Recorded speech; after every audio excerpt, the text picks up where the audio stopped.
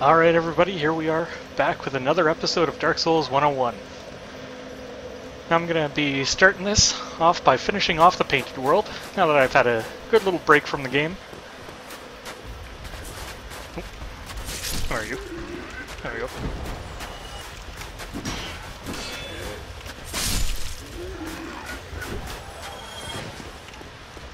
Now today I want to cover, the end of the Painted World.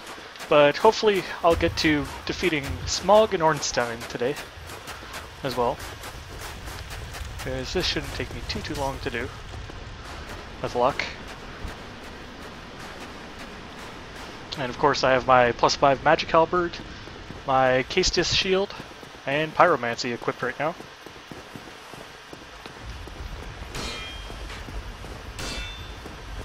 Along this bridge, these guys with the bows are a little annoying, but the sneak attacks you gotta watch out for. Now another thing to watch out for is always these dregs. These guys love their ambushes. Oh, yep. Lock onto them. There we go.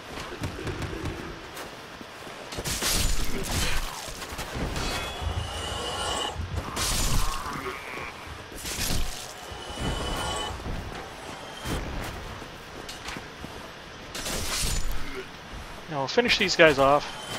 And here's another Burin's Knight. He's got a great sword. And these guys are a little bit too big to backstab.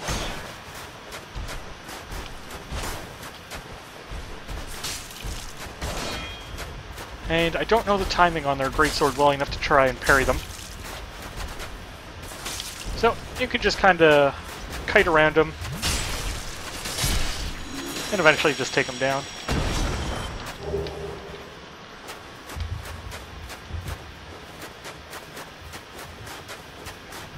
Now, going into this boss fight against Percilla the Crossbreed. Check out my rings here. Now, since there's not going to be anything to kill in there except Percilla, the Evil Eye ring is pretty well useless.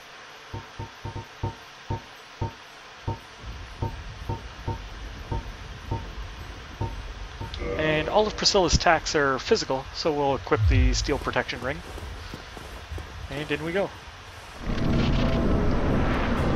Now, you'll notice Percilla doesn't attack you right away.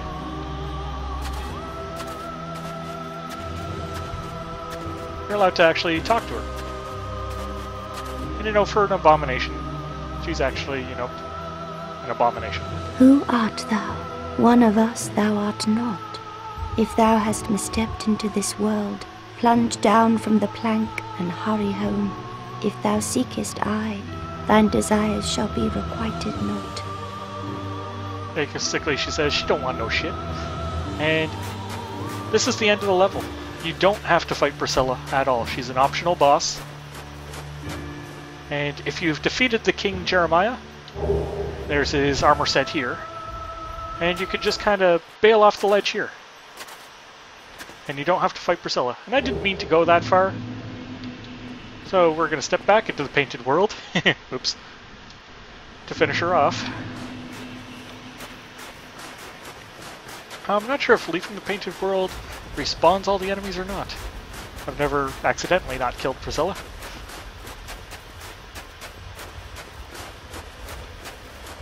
But Percilla is a crossbreed between human and dragon.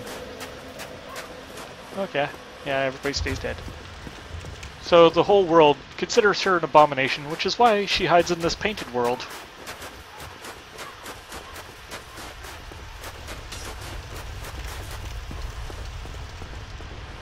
Now if you keep running straight down that hallway, you're bound to catch a spear in the back from Phalanx.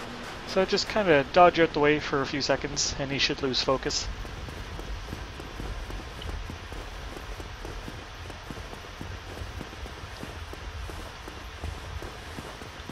So yeah, if you don't want to kill Percilla, you really don't have to if you stumble into the Painted World by mistake. However, Percilla is a boss, you're allowed to kill her, and she drops a soul. Not to mention, since she's half dragon, she has a dragon tail that you can take off. best of all, she lets you get the first attack in. So if you're planning on killing Percilla, there's her tiny tail there. Actually, I'm going to go for a more choppy weapon.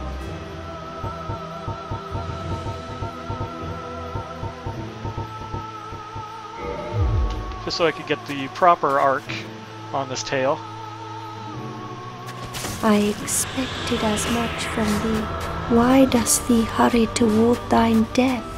And she obscures herself in the snow, so you can't see her, but much like all invisible critters, you just gotta watch for her footsteps. And watch where she jumps to, because she does jump.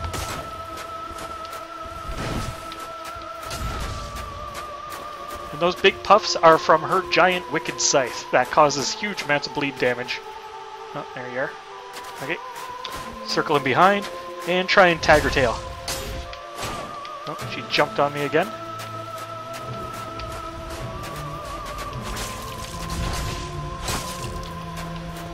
So I'm not sure if I'm hitting her tail or not.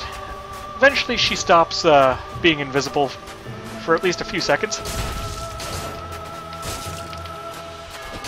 Once you do enough damage to her. But since I can't see her health bar at all, where are you hiding? Oh, there's the Scythe Slash. There's her footsteps. Oh, got tagged. You can see how much bleed that cranks up on you. That was half my bar of bleed.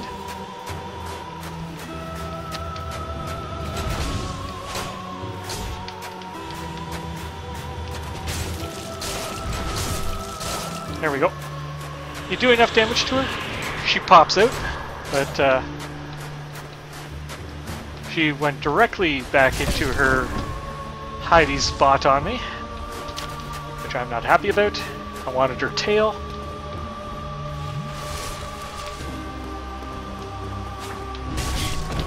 Oh, oops. That was bad of me. Gotta fight her in the snow. Another thing you could do, a little tip here, is if you're having a little bit of a hard time finding her in the snow, lead her up these staircases. She's looking to kill you, so it's a pretty easy thing to just kind of...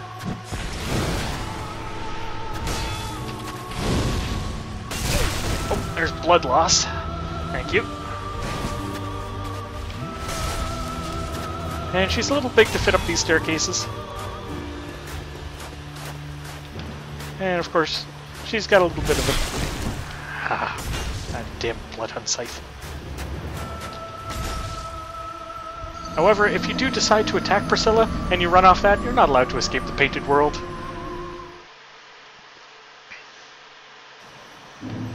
Which was kind of an accident. But anyway, now that I've attacked Percilla, she's going to be hostile when I walk through the door and immediately obscure herself, which is, in my opinion, dick move.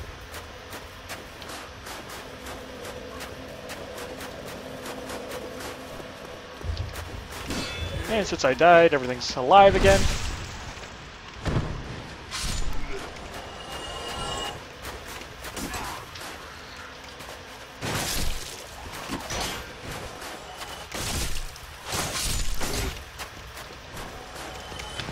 Just move those minions out the way.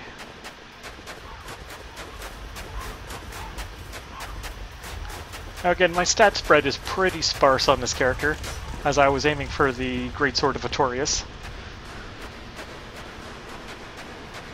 So regardless of the weapon I'm using, I'm going to be doing some pretty mediocre damage compared to my level.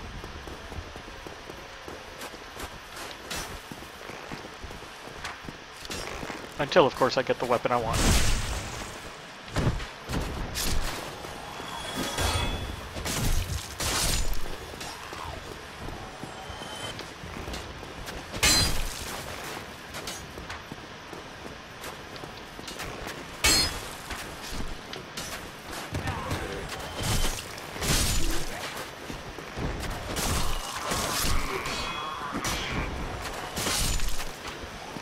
Now, these guys in the steel armor, they have some pretty epic bleed resistance. The Brins Knights here. But if you get lucky and you can score a ton of hits in a row, you can actually bleed them.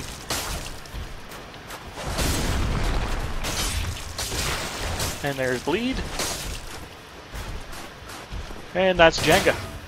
Oh, shield guard, not Jenga. How about now?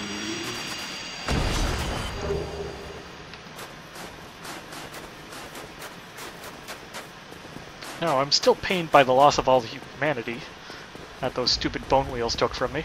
Hate those guys.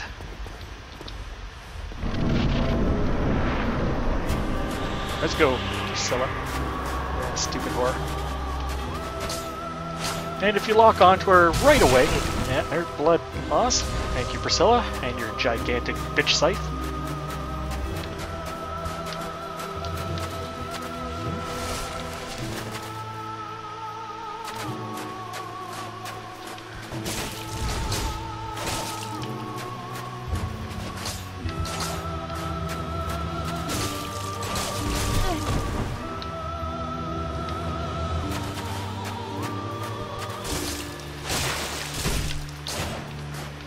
Here, get out of...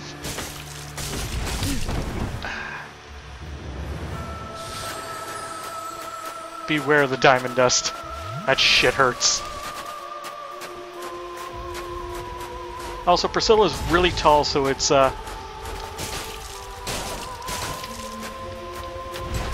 hard to block her scythe.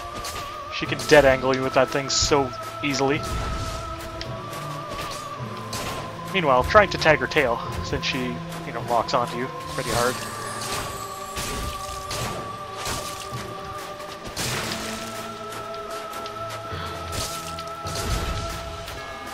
Now, her tail is actually a very, very tiny target. It's just the very, very tip of that tail that comes off. And Percilla constantly, you know, rotates, trying to hit you with her scythe.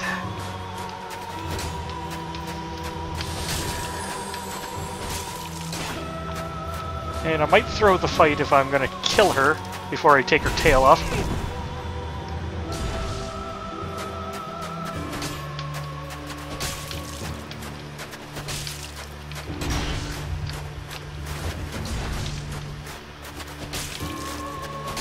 Ah. Oh, crap. But why? What seeketh thee? Okay, so down goes Percilla. And I didn't get her tail. That's annoying, since there's only one of her in the game. I can't try again until New Game Plus. Get my souls back. So there's Percilla the Crossbreed. Maybe I should have fought her with the halberd. Oh well, too late now. And once she goes down, you exit the painted world.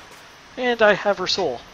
And with her soul, if you upgrade a whip or a scythe to +10, you can make her life hunt scythe. And it is an amazing bleed weapon. And if I had gotten her tail off, her tail is a dagger with a huge amount of bleed on it as well. Alright, now that we're out of the painted world, all these wonderful individuals with the white pajamas are back.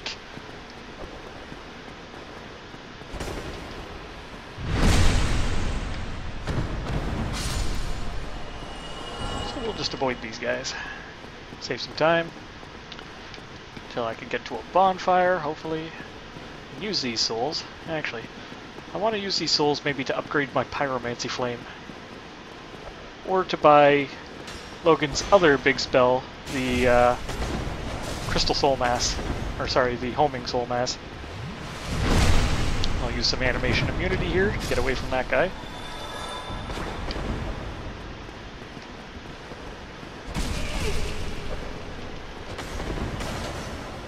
And of course you see the dickhole in the back there, just whipping daggers at me.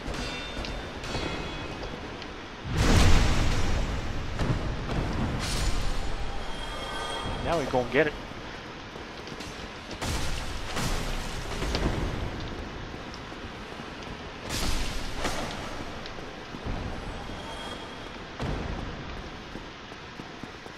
Now that I'm out of the painted world, it's a fairly straightforward shot to get to where I am.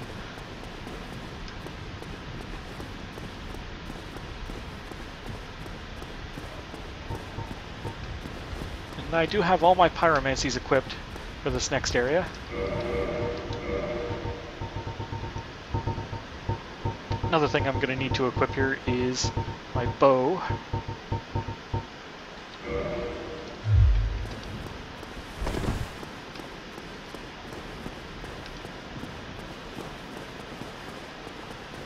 And we'll head up here. And you can see messages all over the place. And Orlando, again, is a PvP hotspot.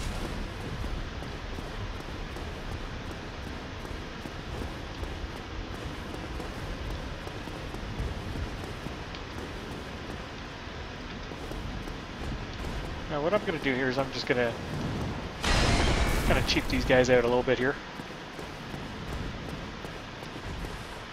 And only fight one of these guys instead of both of them at the same time, because they're allowed to swing through each other.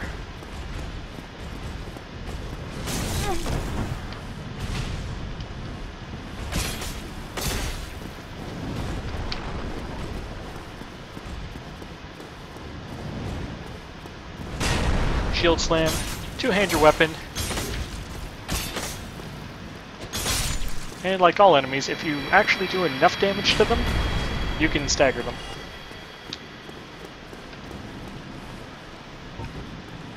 Oh, do I not have any arrows? Oh, good.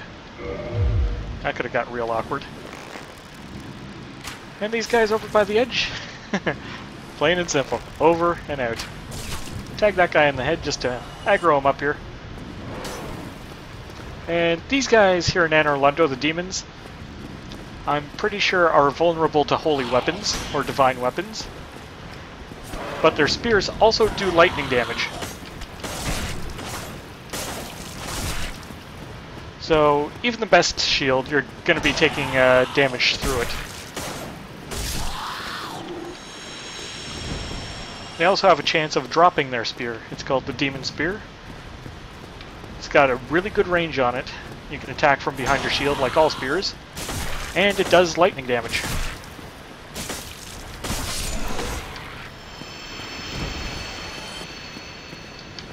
Now this is a very difficult and dangerous part of the game. I'm stating that solely because this is one of my least favorite places. Not, you know, so bad as the Capra Demon phone booth fight.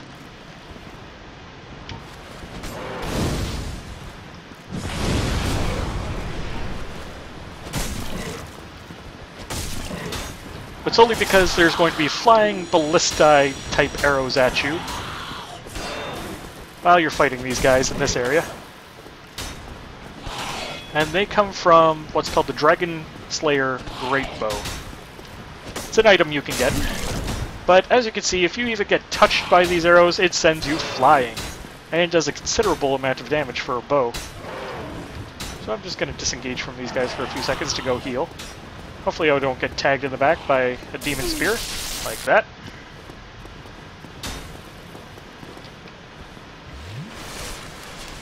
And the demon's just a little bit too big to actually come up this walkway, so it's almost safe, if he couldn't do that. Luckily that stuns him for a few seconds while he has to pull out another spear from God knows where.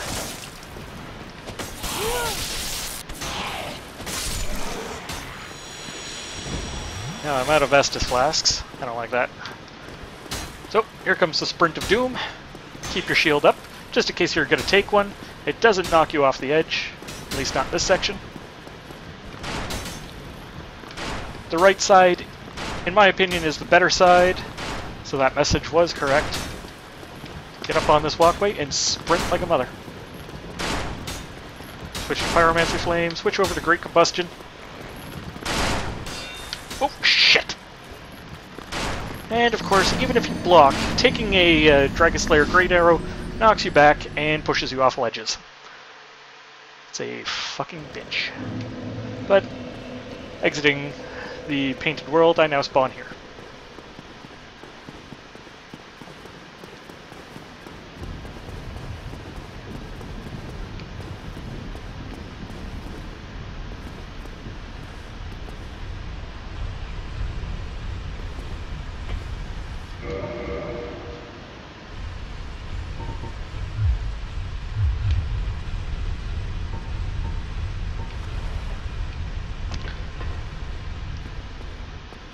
Luckily it doesn't throw you back into the painted world, because that would be so much worse.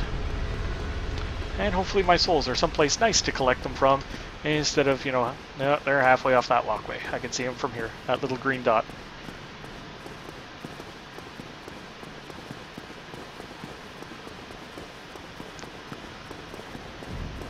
So you can see that why this area is my, or at least one of, least favorite areas. Because you could do everything right, you take one wrong Dragon Slayer Great Bow shot, and it's all for naught.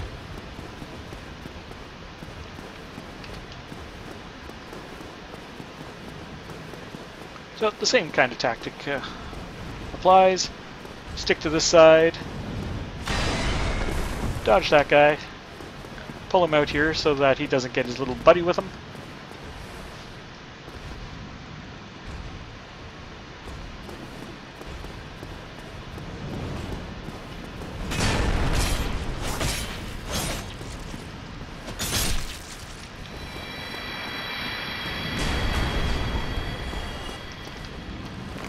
Now, instead of shooting that one down there in the head, that stuns him, sure, but it doesn't do the knockback effect that hitting him in the body does. I'll tag this guy in the head, and you'll notice he won't actually get knocked back, but he'll stay in position.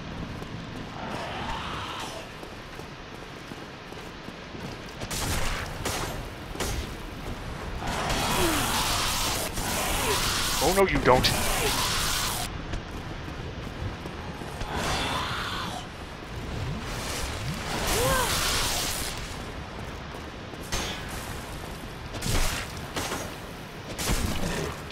Get out of here. Nobody loves you, not even your mother.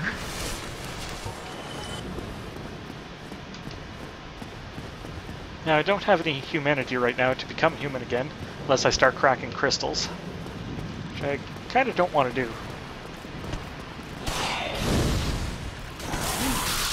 Oh, you stun. And there's a Dragon Slayer bow.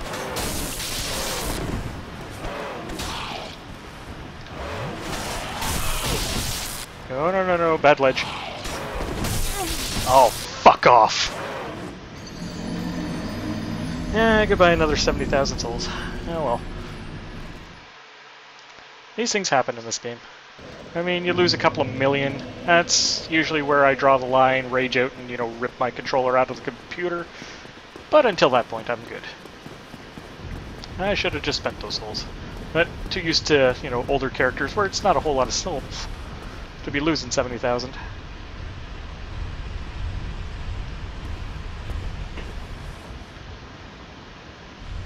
So now that we have nothing to lose, I'm just going to sprint past everything. Say, screw it to this exact area, because it's just not worth it.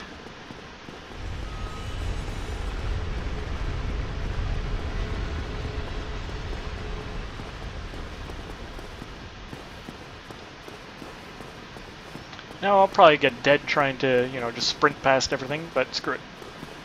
Totally worth it.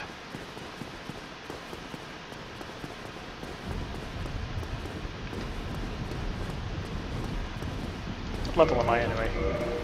46? Okay, yeah, that's not bad. And Orlando is about a level 50-ish type area.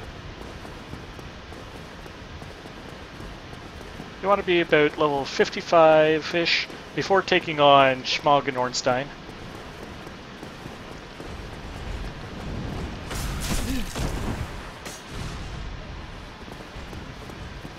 Big sweeping attacks, thank you. You know what, screw it, I'll just fight him. Get down here, you gigantic sack of shit.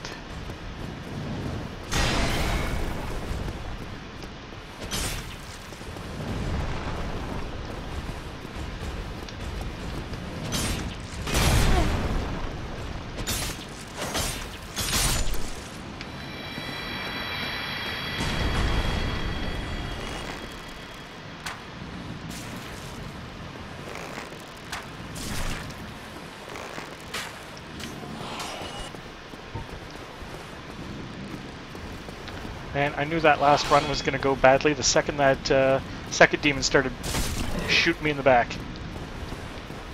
Because usually he doesn't aggro, usually he just stays over here until you come for him.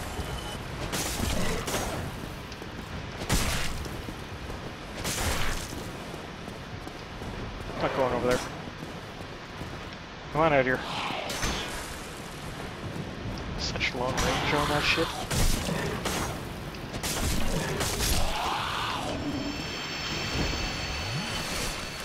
And as for these two dicks down here, we're just going to sprint past them. Save my stamina for the sprint up the walkway here. Grab that and go.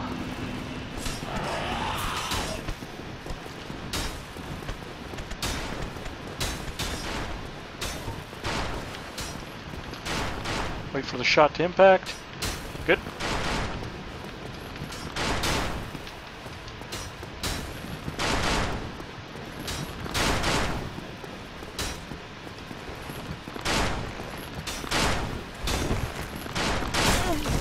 Oh, that fucker. Caught me just as I was casting Great Combust on him.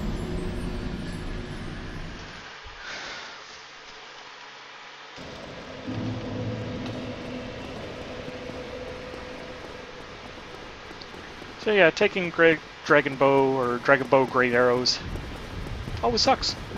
Because it will kill you every time you take one, even if you block it.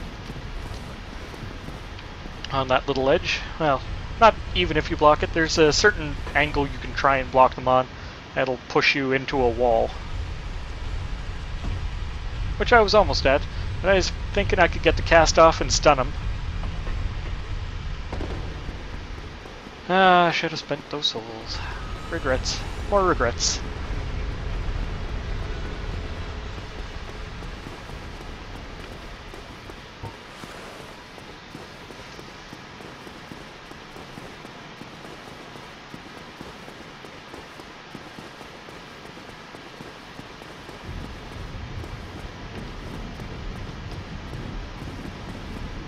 But that's what you get for getting greedy.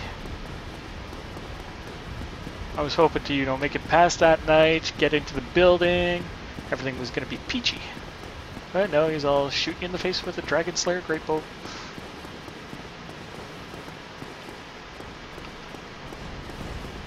And then those demons just had to be dicks.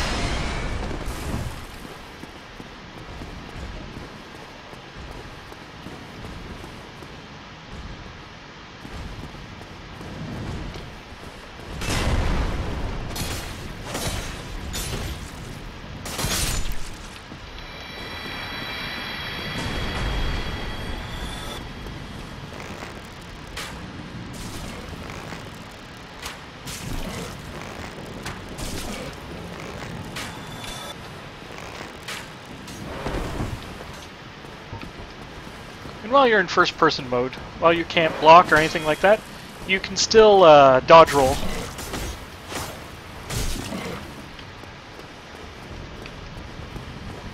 So if you have gone Combat Archer, you could still dodge.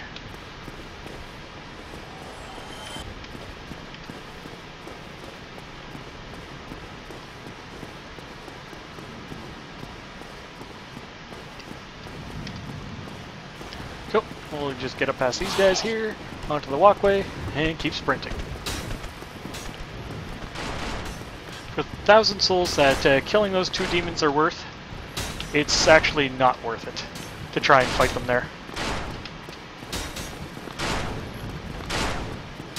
Pick up the souls along the way.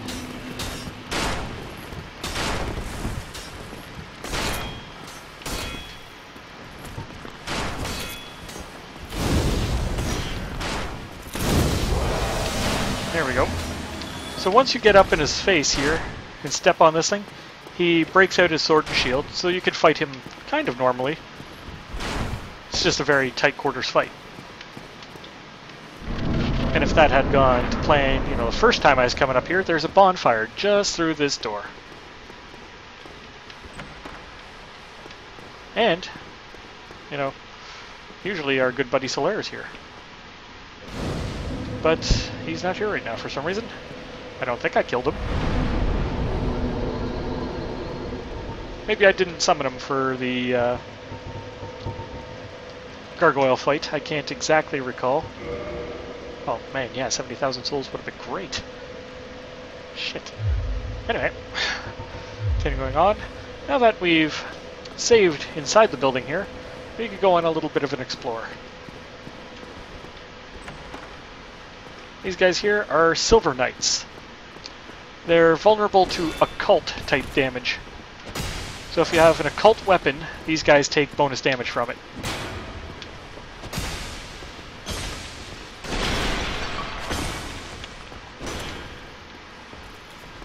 Now these spear guys aren't exactly difficult enemies.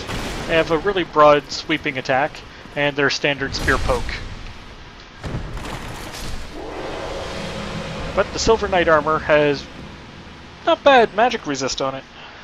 So my weapons aren't going to be doing the same amount of damage that they should be doing. And there, in that chest, we got 3 Sunlight medals. So if we had the Warrior of Sunlight Covenant, or were a member of it, that would be a third of a turn-in for a rank in the Covenant.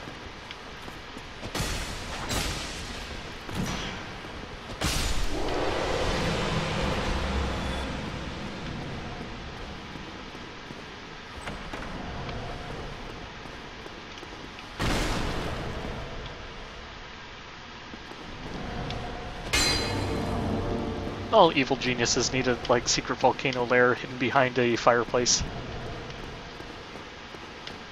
But in this case, it's just a very dark treasure room. Yeah, the quick check for mimics, both curled backwards, not mimics. And it's Havel's armor set. It is so freaking heavy. But at the end of it, you get something like 161 poise, which means you can tank through almost any amount of damage and keep swinging. Havel's Great Shield is a special Great Shield. It doesn't get a parry. Wrong side. Parry. Instead, you slam the shield on the ground and get kind of crystal looking for a few seconds, and it increases your poise even further. Now, uh-oh, what do we have here? That chain's not curled backwards. Now, as a mimic standing up, you can still roast him. And usually, if there's a mimic in the area, they drop something that's decent for the area. The first mimic we killed dropped a lightning spear, which would work well against the snakes that are in there. This mimic drops us an occult club, so it would do bonus damage against the Silver Knights in the area. The club is a strength-based weapon.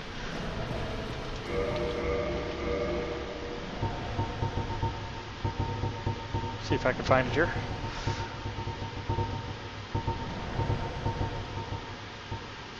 But you can see that it scales A with faith for its magic damage when it's occult. Usually it scales A with strength and strength only on the club. The club's attack profile is just your standard caveman bash, and its power attack is a jumping caveman smash. Two-handed, same thing. You can only swing a club like a baseball bat, really. It's very limited. But if you have a lot of strength, it can be very damaging. It powers through shields like nobody's business. Also down there, you get Havel's weapon, the Dragon Tooth. One of the few dragon weapons that doesn't have a special attack on its power attack, which I don't have anywhere near the strength to use right now. But you can enchant it with magic or resin.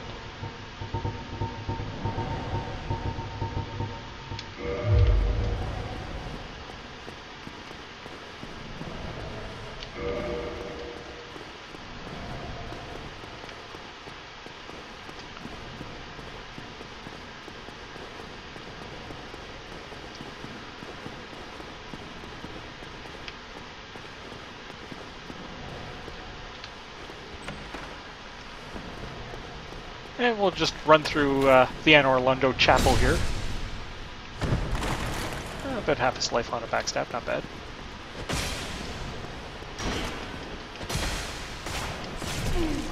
The Shield Guard and Poke. The staple of all spear users.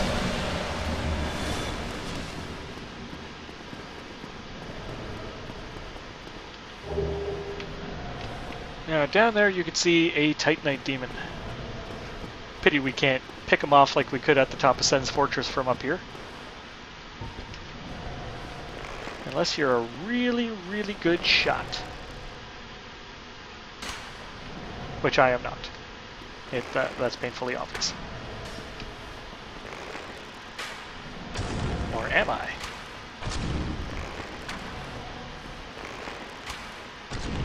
And this takes quite a while with an unupgraded bow and limited dexterity. But as you can see, you can pick that Titanite demon off from up here if you have enough time and the skills to use a bow.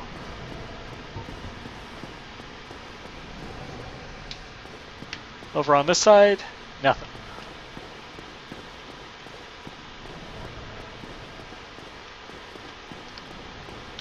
Mimic.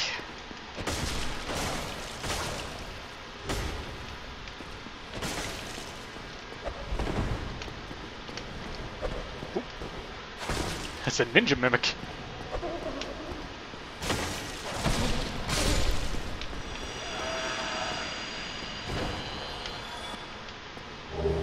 Now, I've never actually found a use for the coins in this game, other than giving to Tramp the Serpent. Feed it to him for a couple extra souls.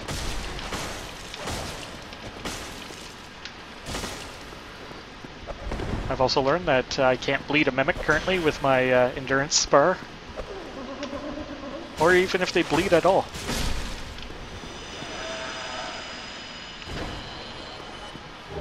Haha, everybody loves gold. So we're back up to 20,000 souls. So you can see it doesn't really take that long to get a soul supply back.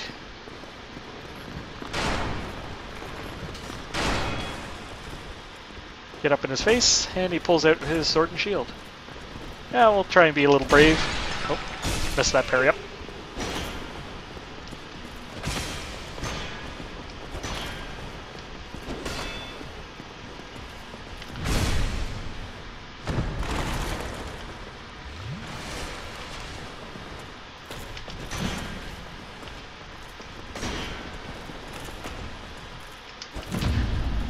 There we go.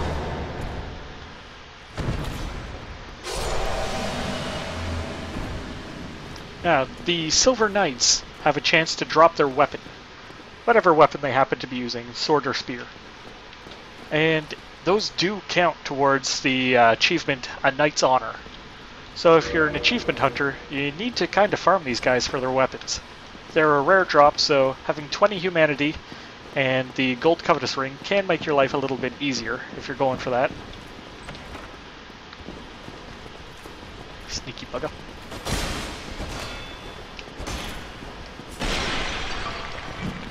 Not gonna let me backstab him either. Fine. Over to parry you then. How you like me now?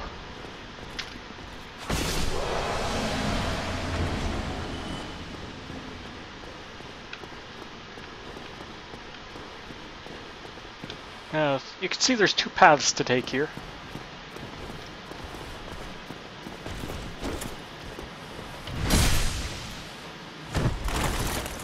Now, how much damage is this going to do? A decent amount. About the same amount as a backstab from my Itao is.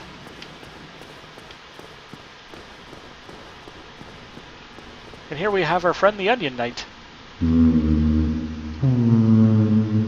Whatever can be done. And of course, he's a very talkative individual. Ah, you again. Let me guess. Were you repelled by the Silver Knight? Ah, don't be ashamed. There's the fate of vanguards like you and I. I'll think of something. We can overcome this together. I don't think we're going to, though.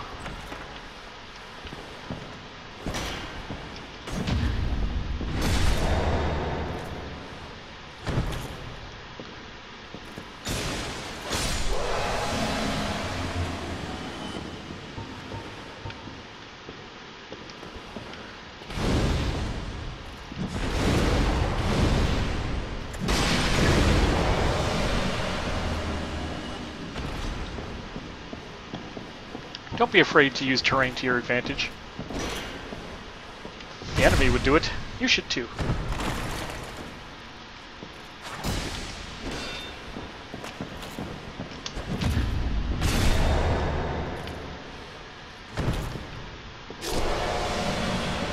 Sit his ass down.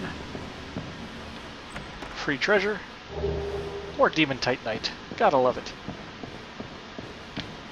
Now that we've killed everything in the room, we open up this door here, and we can go back, talk to the Onion Knight, and he will give us a reward. Oh ho! What's on your mind, friend? Wait, you defeated those monsters? Fantastic! I'm saved! This Knight of Catalina hereby commends you. Take this as a token of my gratitude. But be warned, gallantry entails great risks. Next time, give me a chance to come up with a plan. He takes it a little hard.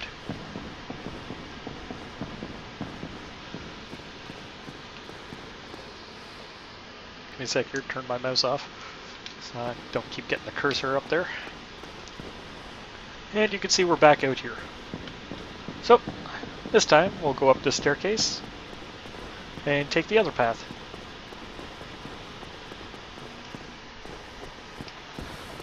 Another one of our friends with those great bows.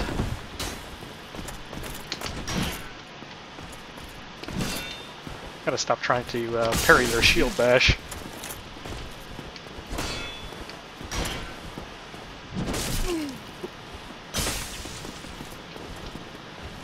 We'll just, you know, take a step back, start over. Oh, cheeky bastard!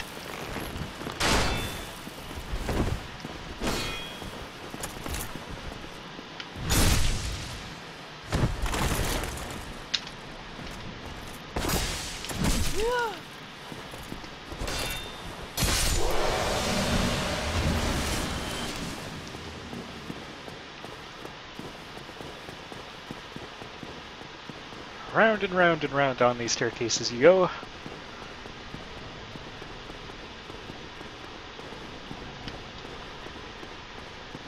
Until it spits you out here. And as you can see, our friend the Titanite Demon is hiding in there. We'll not take him on right now, because I want to open up a shortcut first. If you come down this way,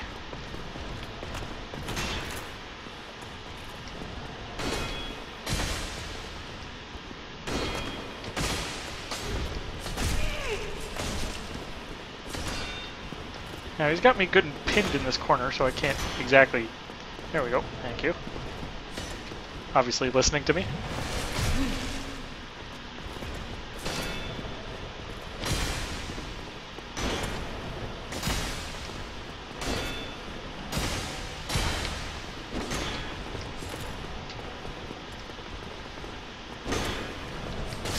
Oh, motherfucker. Nope, can't get a backstab in when I need one. Tonight's gonna be a bad night for Dark Souls. But at least to start here. And you can skip a lot of these guys that I was killing along the way, but I'm not going to. They're worth souls.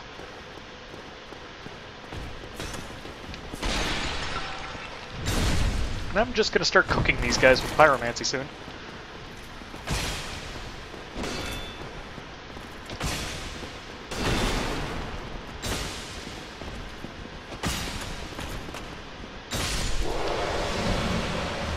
Also, for the very brief chance that they might drop me their weapon.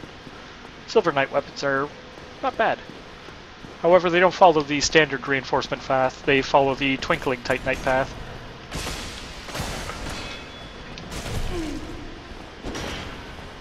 And the shortcut I was going to open actually opens that door right there. That one.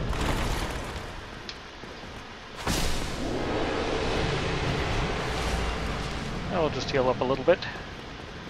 And we don't have this fire kindled yet, so once I open up the shortcut and come back down with my souls, I will more than likely kindle that fire, cracking a twin humanity. It's very good fire to have kindled.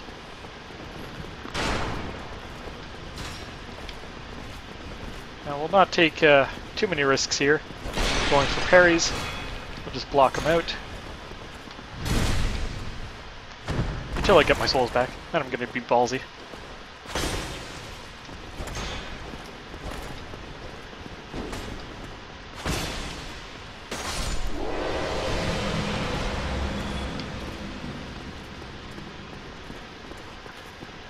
Now it doesn't matter which side you go up.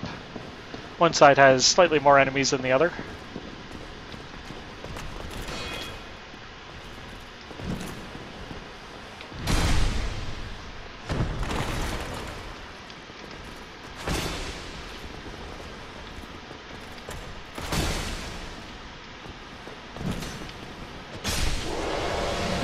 I'm just going to keep myself at full health. Might seem like a bit of a waste of an Estus Flask for just that little bit of damage, but it's better than being dead.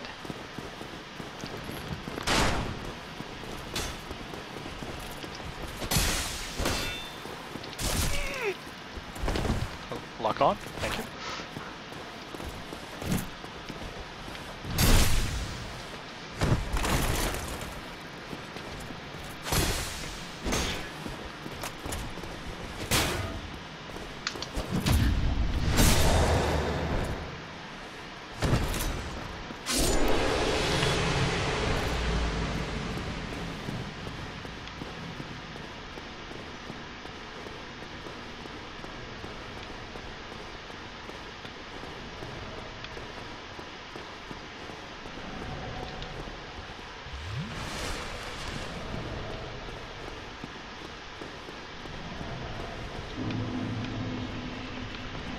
Hey, here he comes.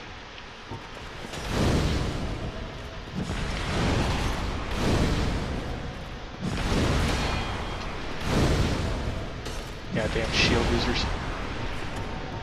Bane of my existence.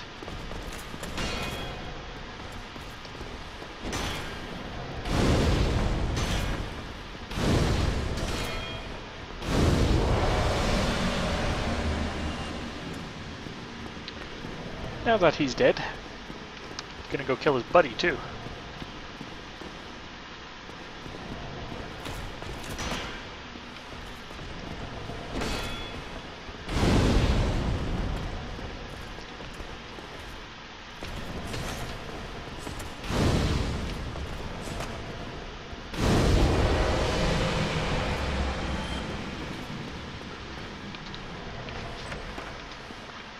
And here we have the Silver Knight armor set.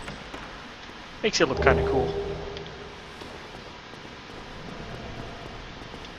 But overall, not the best armor set in the game.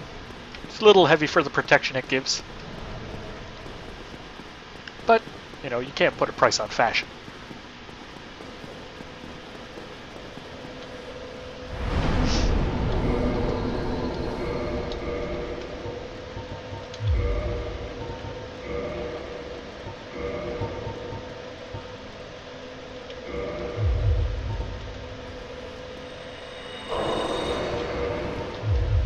Yeah, you see me equip the Black Eye Orb there. And what it allows me to do, now that I'm in Anor Londo, is I can fight Lautrec and reclaim the Firekeeper soul that he has stolen. Oh, I got exactly enough time to kindle that fire before I started getting invaded. Yes, invasions, if you're not in a safe zone or Elysium, will kick you out of bonfires. Yeah, there's Kenmar. So what I'm going to do is I'm just going to close that door. Let's see if I can Scooby-Doo his ass. There's a spirit I could try and summon. Might as well give it a shot. He's got the Silver Knight armor set on, and I didn't get a good look at his sword.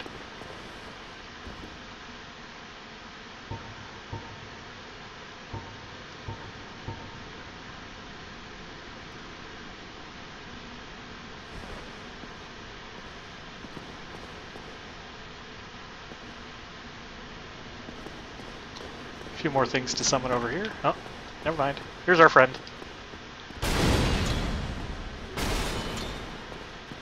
Seems he's got the Armor of Thorns on.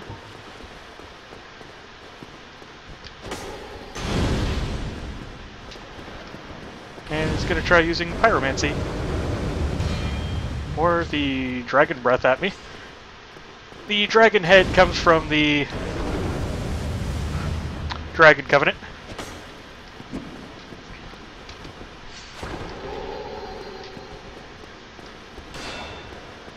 He's got a rapier.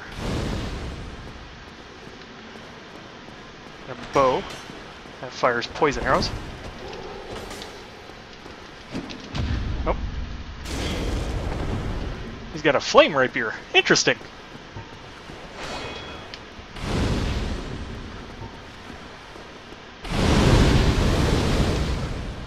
No, no, none of that.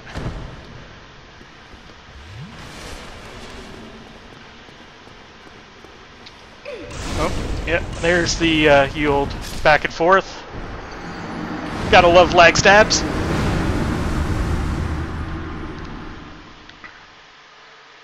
Or, you know, lack of blocking, all that other shit. So we'll just wander out here, get my souls back. For some reason they're over here.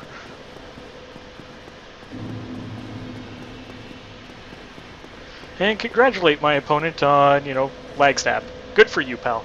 Good for you. Anyway. We'll finally get the rest of the faith, or at least some of the faith I needed. I need one more faith, and about 8 more strength to one-hand wield Artorias' Greatsword. But with my current strength, let's see, that's half that is another 8. Yep. My current strength, I could two-hand it.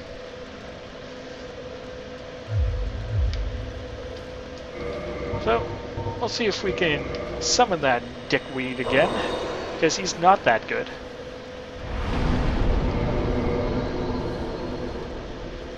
Get alive again.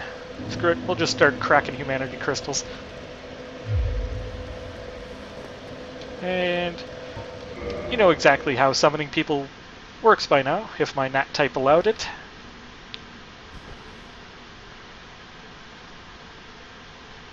No, that's not going to happen. No, he's got Quaelag's Fury Sword. He's got the Great Scythe. All kinds of people within my level range. There's the Butcher Knife. This guy's got... I'm not sure what that sword is, actually. Ornstine Spear. And nothing. Anyhow, we'll not rely on NPC phantoms today.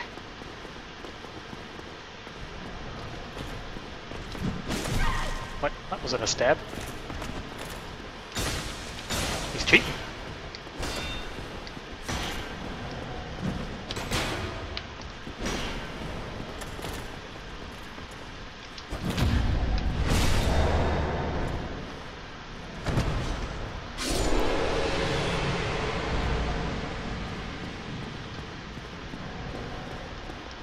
But with that shortcut open, it makes it a whole lot easier to get to the middle level.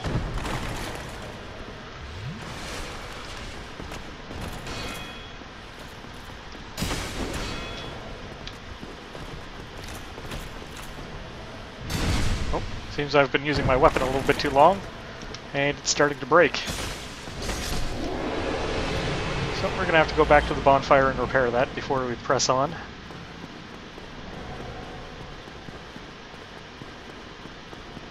Katanas are nice, but they have such low durability.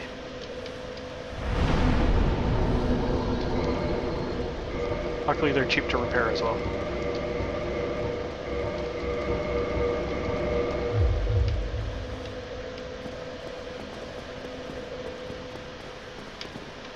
Actually, while I'm here and alive, we're going to use our last cracked red eye orb to see if I could find that guy with the Dragon Covenant head.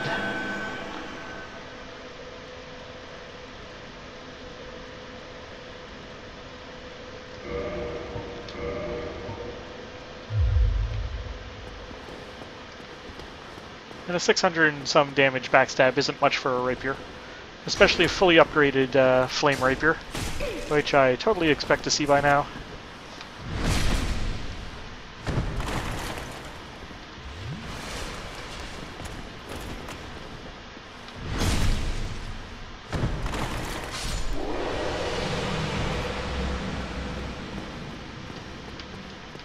So if you're going to PvP in Anor Londo, be prepared for people that have everything.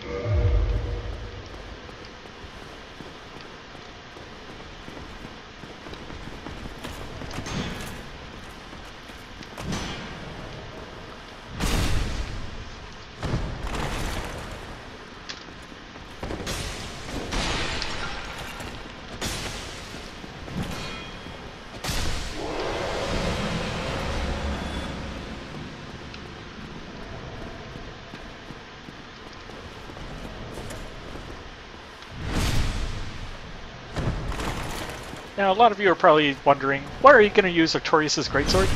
I mean, you keep complaining about the stat spread on it. Well, because I've never actually used it before, and I'm kind of interested to see how good 3 or 4 scaling stats on a weapon can be, compared to just one focus. Oh, stuck in that treasure chest. There we go.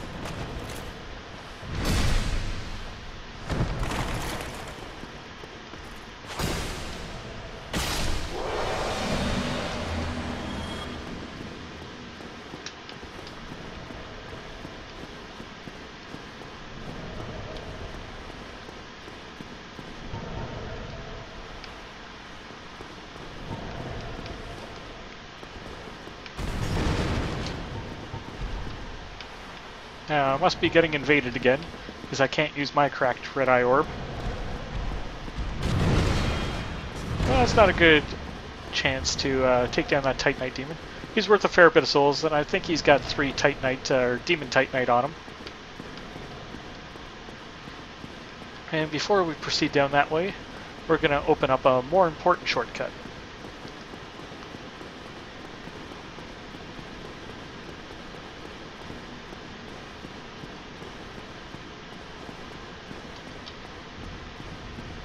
And you could probably guess where I'm going.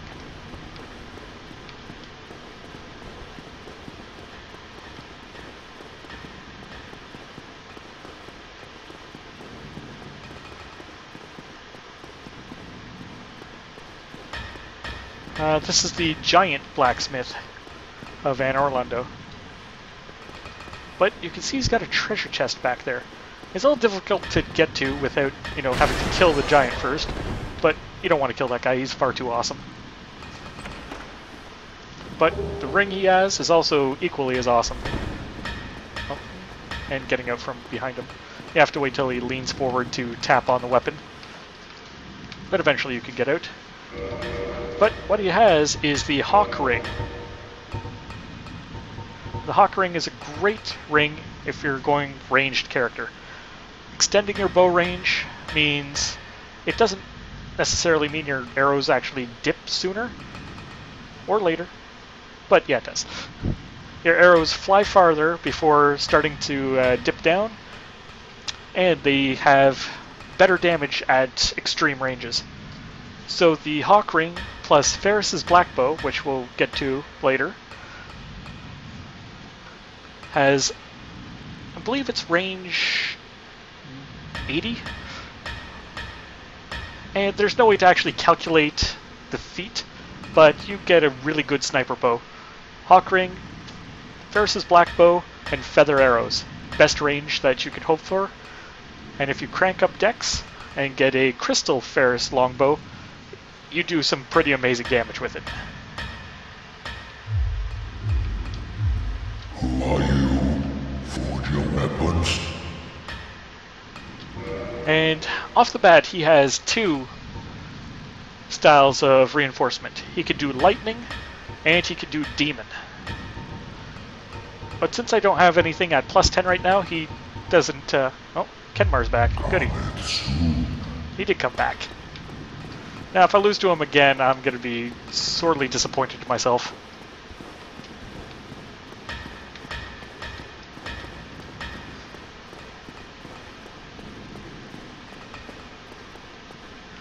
But before we get to that, I'm going to go open up this shortcut. Because Lord only knows where this Kenmar is. And I kind of want that shortcut open. But if you walk out from the giant blacksmith, there's a few of the standard Anor Londo demons.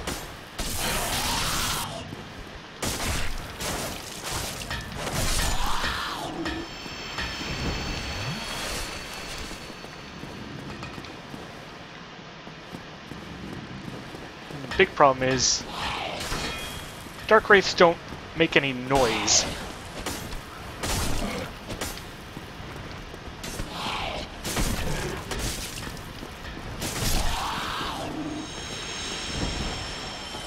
So, here is the shortcut to the giant blacksmith. Just open up that door there, and now I can easily get back to him without having to go all the way around and through the chapel.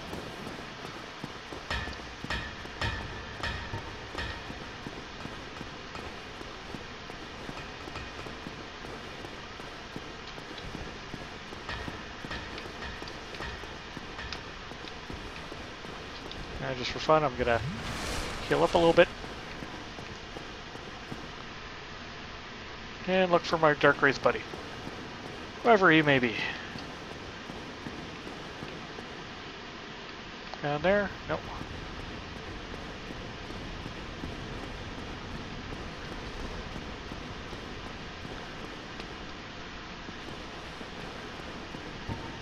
And since I'm invaded, I can't use the Black Eye Orb either. I could kick him out of my zone if I decided to charge into Smog and Ornstine's area. Oh, he opened up the gate for me. Thanks, buddy. The big doors down there are now open. So I guess he went out there looking for me. And we'll just kind of fake him out a little bit here. And collect some treasure while we're at it.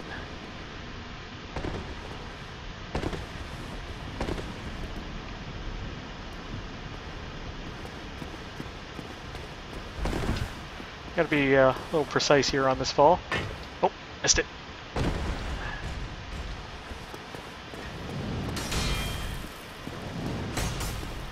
And luckily that gate's pretty small, so the giants can't get out. But apparently there's going to be demons whipping spears at me. We'll just ignore him.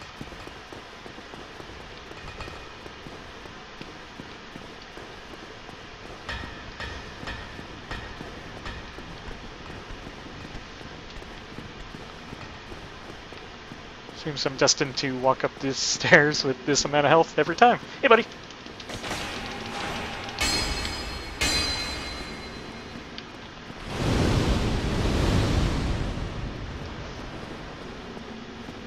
Whoop!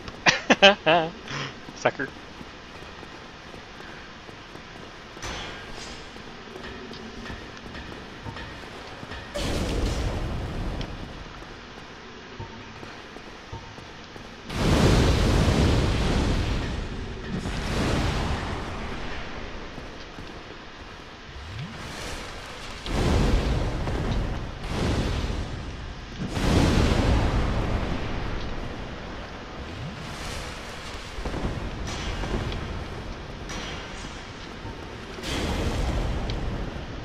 Ah, lag stabs, gotta love it.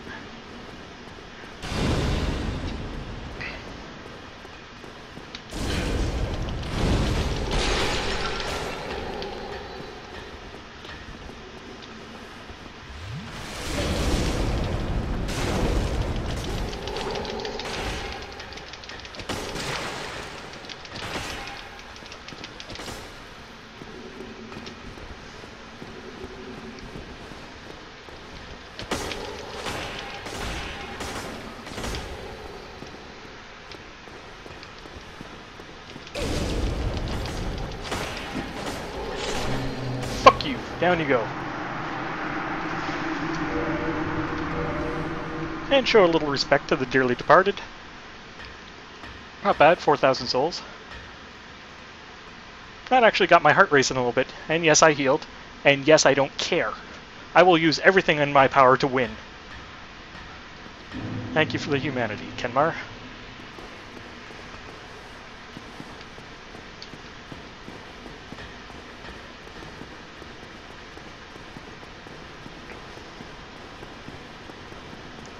Now, as I was going before,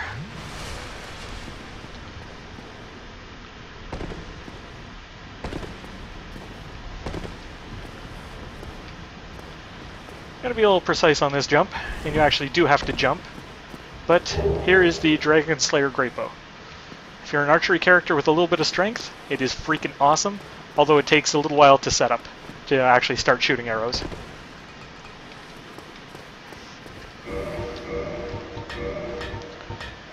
Takes 20 strength, as well as 20 dexterity, and it has a CC scale. And I believe it's on the Titan, the Twinkling Titanite. I swear to Christ, that guy pisses me off. And he can sneak his shots through that gate. Okay, that's it. You and me. Let's go.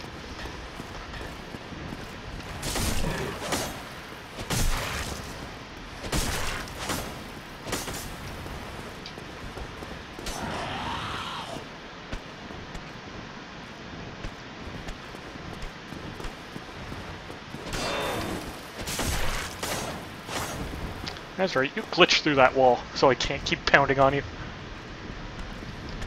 Worst enemy ever.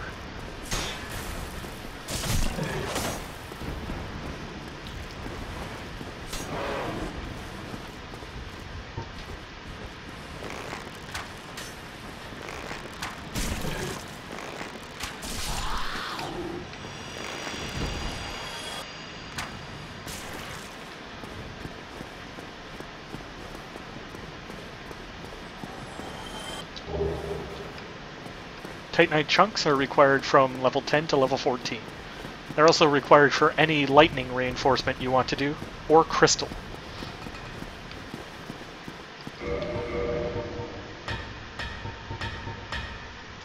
Alright. Now then, do I have anything that's +6 or better?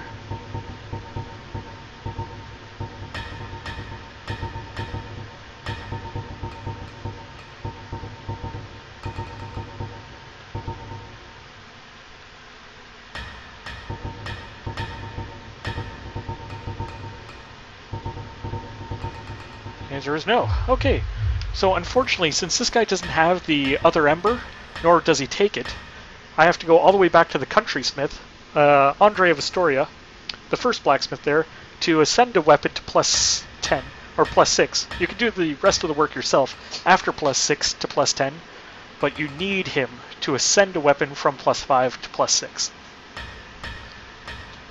Which is kind of annoying.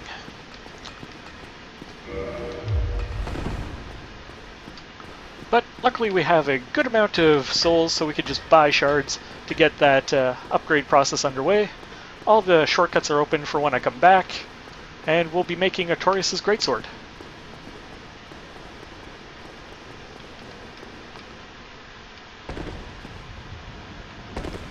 Also, another thing I wanted to try is to see if this ball, if I try and plunging attack, this giant will kill me. Nope, it won't. That's good. And it does a decent amount of damage. Where's you, buddy? There he is.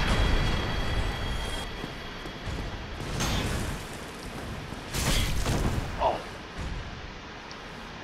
Dead angling bitch. And we'll just use our last flask here rather than attack.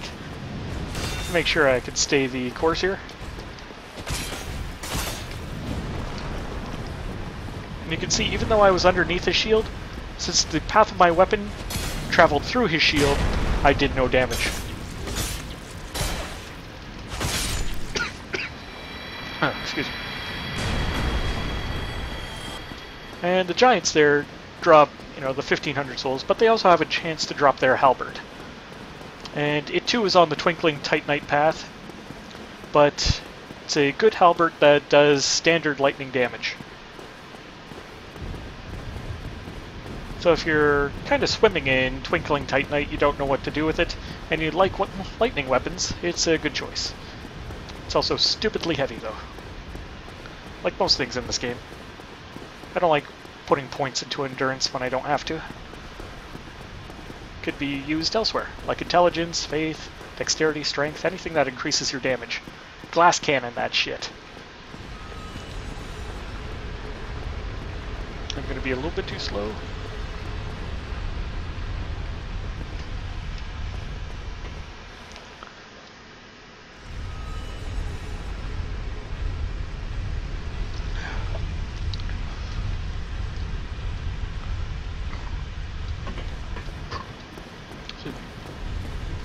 And after I get Artorias Greatsword, or the weapon I needed upgraded to +10 to craft Artorias Greatsword, I might put the rest of them into my Pyromancy Flame. So that seems to be my main damage dealer right now.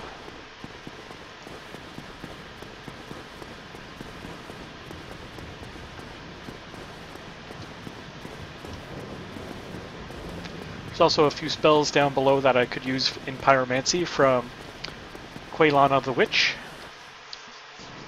And also the 30 humanity I really want to get the final Chaos Sister Pyromancy, the Chaos Flame Tempest.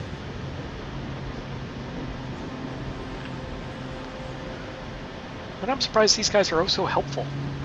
all their friends want to stab me in the face.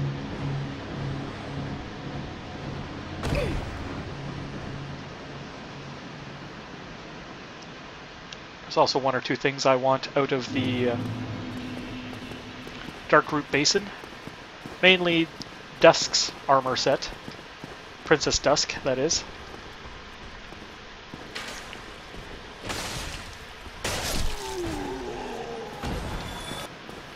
And her armor set comes with a very useful headpiece that increases your sorcery.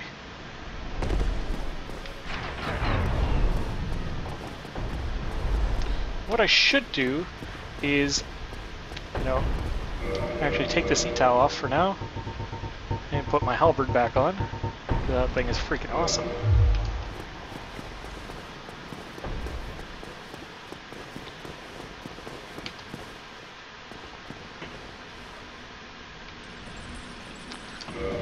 While I'm taking that down, do a quick check here, see if I have any. Yeah, I got 3 chunks.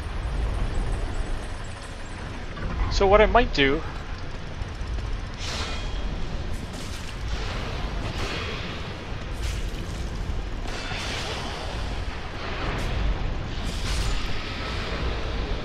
is upgrade my Etau to Enchanted and leave my Halberd Magic. That way, I could spread across and get 2 achievements at the same time on one character. That way I could get a plus 10 magic weapon and a plus 10 magic weapon and a plus 5 enchanted weapon.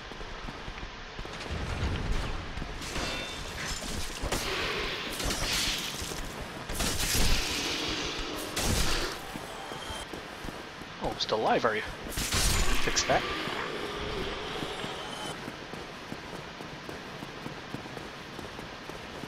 Now, I'm not resting at any of these bonfires, so I could just use a homeward bone to get back to where I was.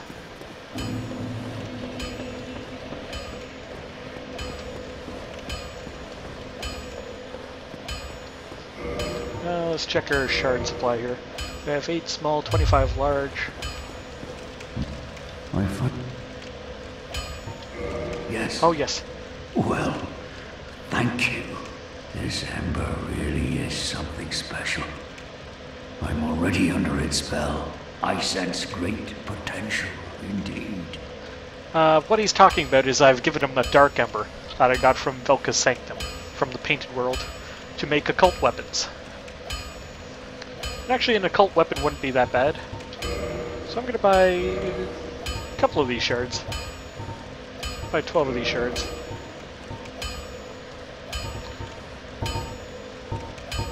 And let's see, what should we go with? We're going to go with the Bastard Sword. Buy one of those.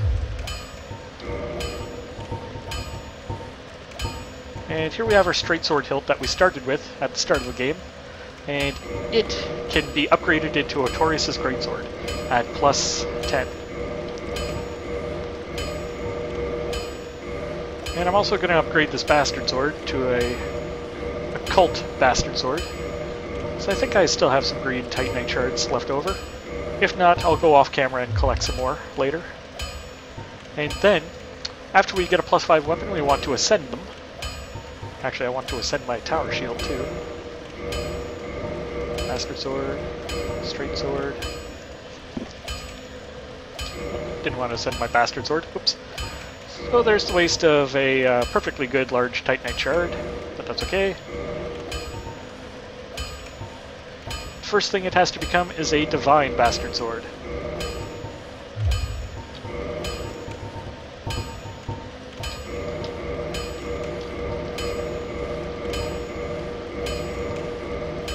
And there's probably people out there somewhere saying, why are you making a Bastard Sword occult?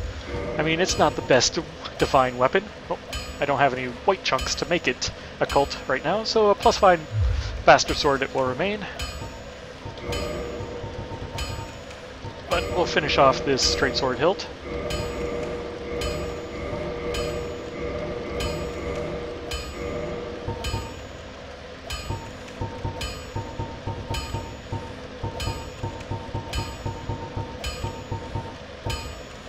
You can see that I can upgrade my lightning spear here with Titanite chunks, or the crystal halberd.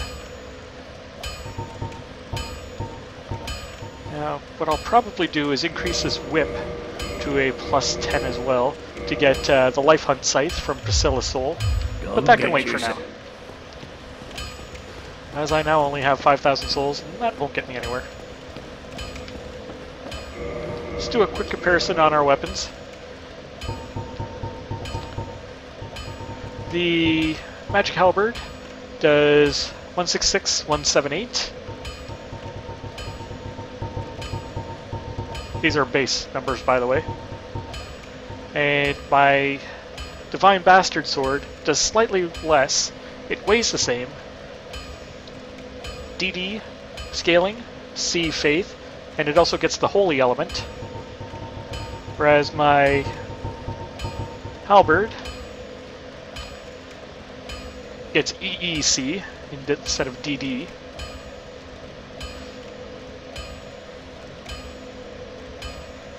$1133.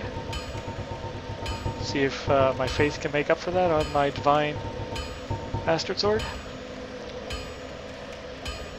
Yep, slightly better scaling, but slightly less in the static. However, the Bastard Sword's hit profile is a little bit quicker than the Halberd's, and it's a lot more sweeping attack. So let's break this out for a little bit. Use a Homeward Bone to get back to where we were, at the Chapel of Anor Londo.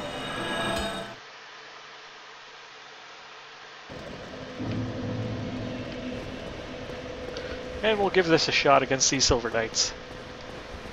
I wish I could have made it a cult for the damage boost, but for now, my Faith and Int are almost equal. And you can see that its chop damage does slightly more damage against these Knights.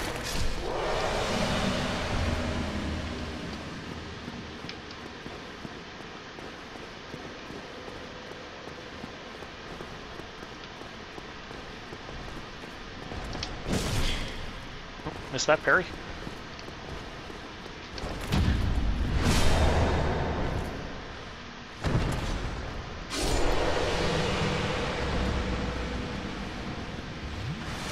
At least compared to my Ito it does.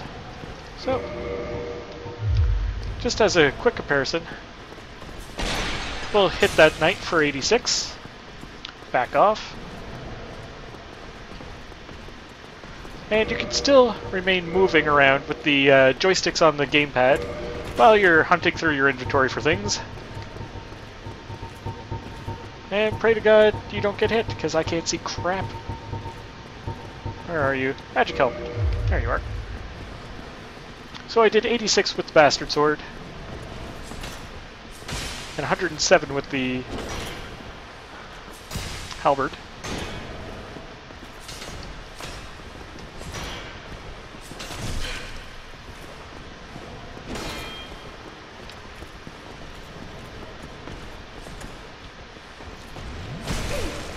Some mighty good poke he's got.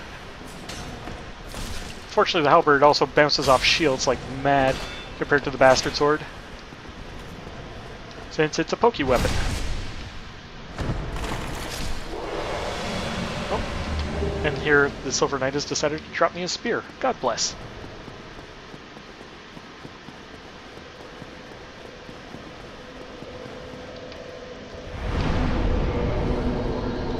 So again, I'm going to try summoning a little bit of help just to demonstrate another player in my game other than an invader.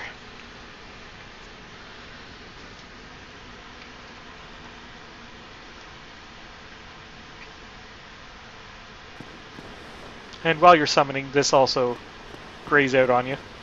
So I might not be getting invaded right now. Anyway, we'll proceed forward.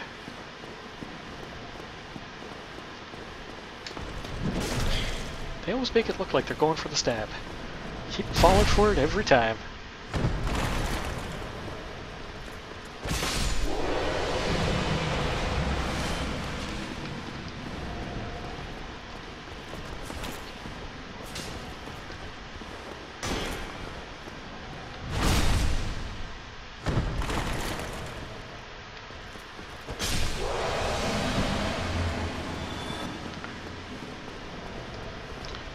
Now this guy stays pretty stoic by these treasure chests. You can just run up the stairs past him if you're having trouble with the Silver Knights.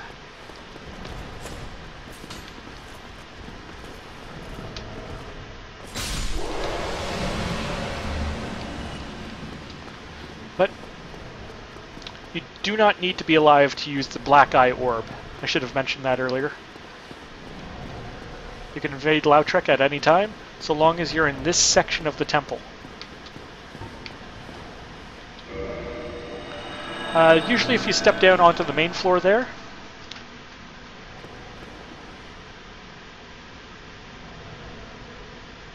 it'll give you a message saying the Black Eye Orb is quivering. Right there.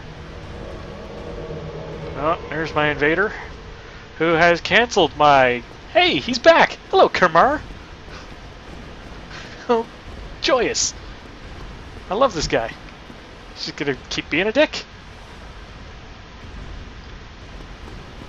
So, I'm gonna go meet him up here. Have ourselves a good old-fashioned duel. Maybe. See if he's put his dragon head back on.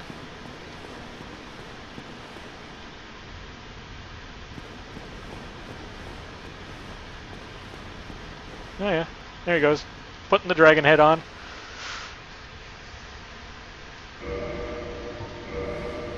Give him a nice wave here.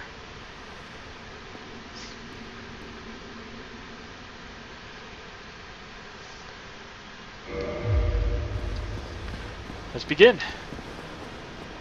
So here we go again. Oh, puts on the Dragon Blossom, or the Green Blossom.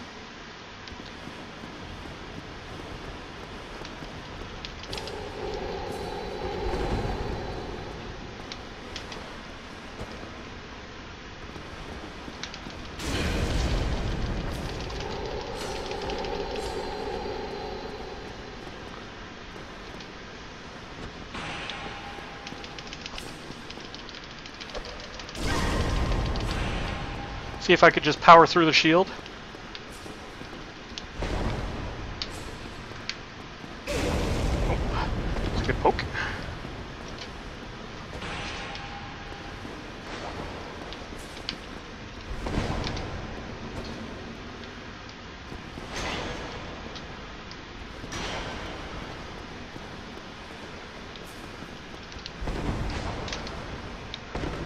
Oh, missed it. There's the backstab for the win. I did not want to jump attack there. But, oh well.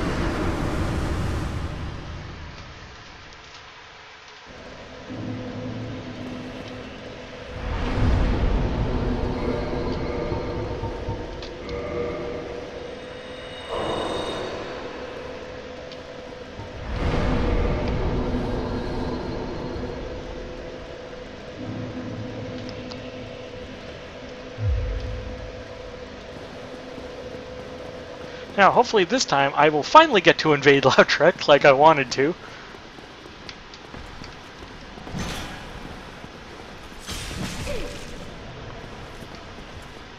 He had maybe 15 HP left. And unfortunately, the halberd is a fairly pokey weapon, and I'm gonna die here because I couldn't land a backstab to save my life. Goodbye, souls. Goodbye, my one humanity.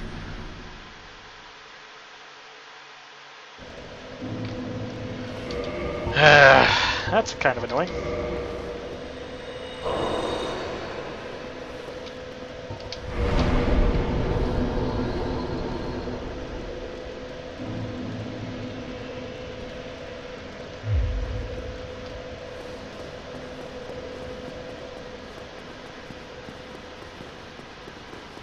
So again, here we go trying to invade Lautrec. Die like a bitch. Fucking whore. Give back my 0 souls. Oh, delayed the attack.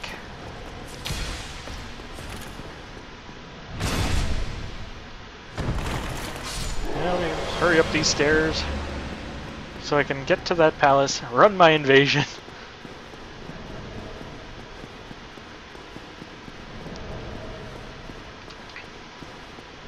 Hopefully go craft the greatsword I wanted to craft.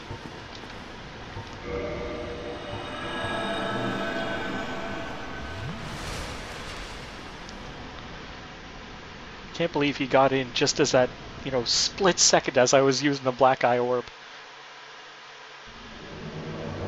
And you can see Lautrec has a couple of crafty little minions with him. Not that they matter, but sometimes they do. The guy on the right has a partisan and a shield, and is wearing the warrior starter set, the hard leather armor. And on the left is a mage. So let's get this party started.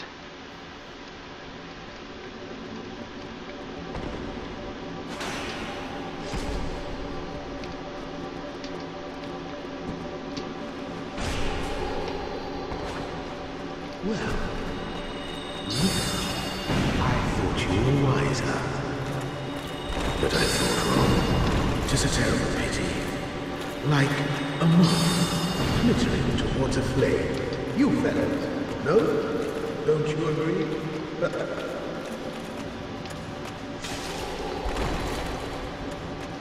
Now, Lautrec fights with the Shotel, so you can't shield guard him. And his little buddy is still a bitch. Yep. But if you fail against Lautrec, don't worry about it too much. It's just like losing PvP or anything else. You retain your souls, you retain your humanity, you retain everything.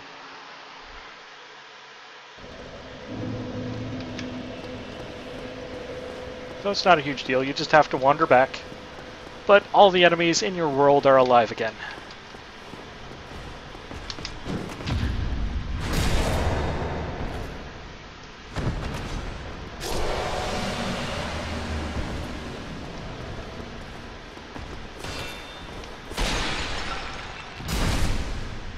If I had a little bit more intelligence, strength, or dexterity, I could one-shot these guys.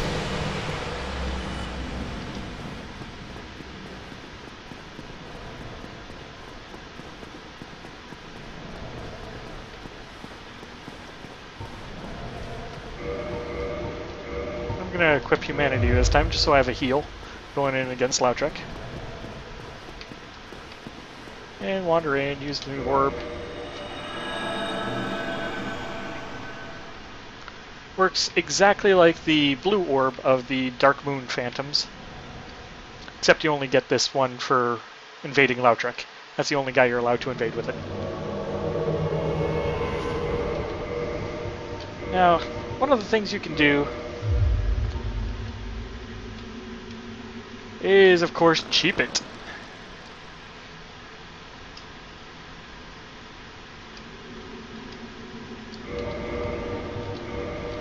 Put on the standard arrows just for a ranging arrow. And you can see how I hit Lautrec there. It does no damage, but it still impacts. And what you can do is you can fire off all these poison arrows at him. And you can see how it starts creeping up. I'm going to switch back to the standard arrow. Just for ranging shots. Oh, that one tagged him in the head. Oops. There we go. You just have to look for them to wince or anything like that. And fire off about 3 poison arrows. Usually does it for any character. So long as you're not impacting on a shield.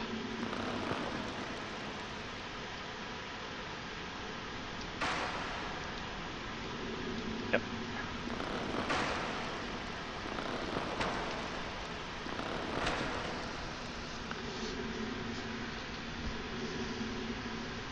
And you let it do its 500 sudden damage. And yeah, bleeding them out takes some time. Will not bore you with bleeding them out completely. It's just a cheap way of taking them down.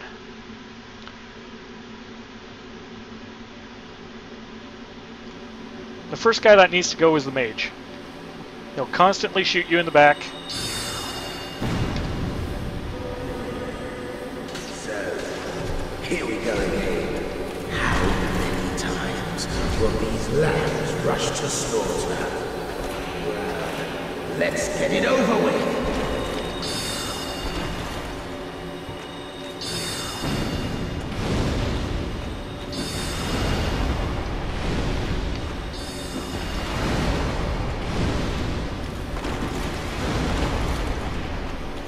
And taking down any of Lautric's buddies doesn't yield you any souls, but it definitely makes the fight much more manageable.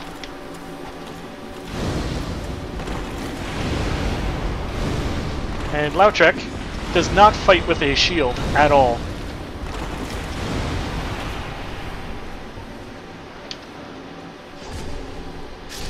Which makes him, you know, bait for any range.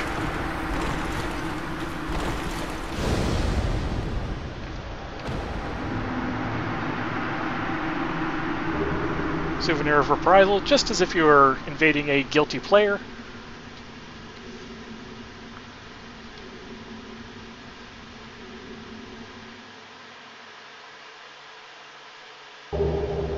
And 5 humanity. The Firekeeper Soul, do not use that one to reinforce your Estus Flask. That one is actually kind of special. While you can use it to reinforce your flask, it's best to hold on to it. The Ring of Favor and Protection is an amazing ring. And what it does is it increases your equipment load, HP, and stamina bar. However, if you ever take the ring off, it shatters, and you lose it for that playthrough. And I think there's 2 or 3 you can get per playthrough. That one's the easiest one to get by defeating Lautrec. And, of course, defeating Lautrec is like defeating a player. Gives you back your full complement of spells, all your flasks back, as if you were just rested at a bonfire. Now, these guys here are special giants. I call them paladins because they can use holy magic.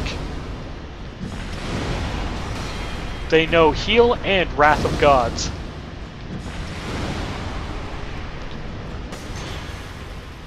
Now, thankfully, their halberds don't do lightning damage like the ones they drop do. Oh, bastard. Sneaky bugger. There's Wrath of Gods. Close range AoE. You just gotta back out of it, keep your shield up.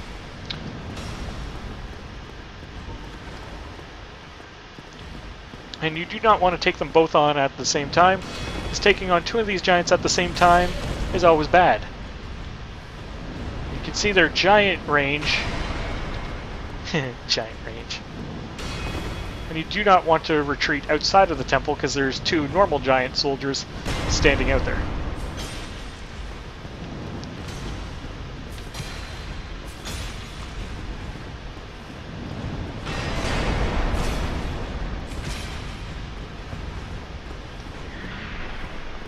And you can block Wrath of Gods, but it still deals damage because there's no 100% element resist shield. Oh, he's casting heal on himself now.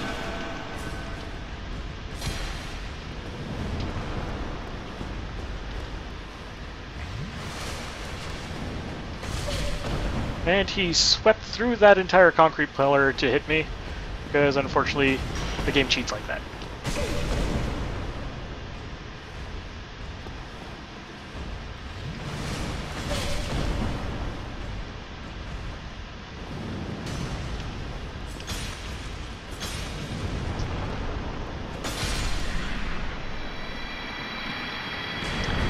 But there's the extra 3,000 souls I needed in order to craft Artorias' Greatsword. And I kind of need more of it, more souls, in order to put some of my Demon Titanite into it. And what I'm going to do, since these paladins are a pain, is cheap them. Because that's good and simple.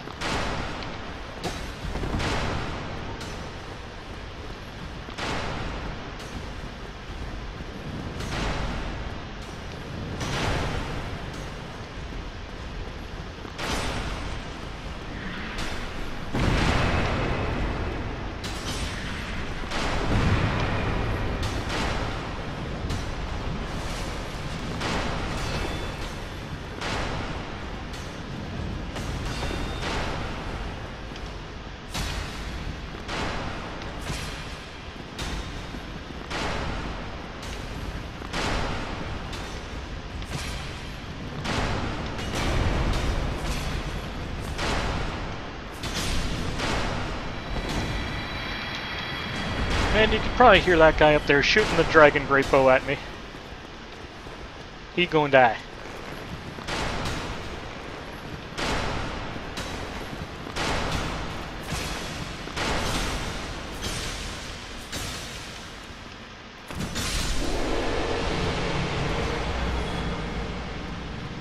And down here is Solaire's summon sign. Thank Christ he's there, because I can't summon anybody else to help me.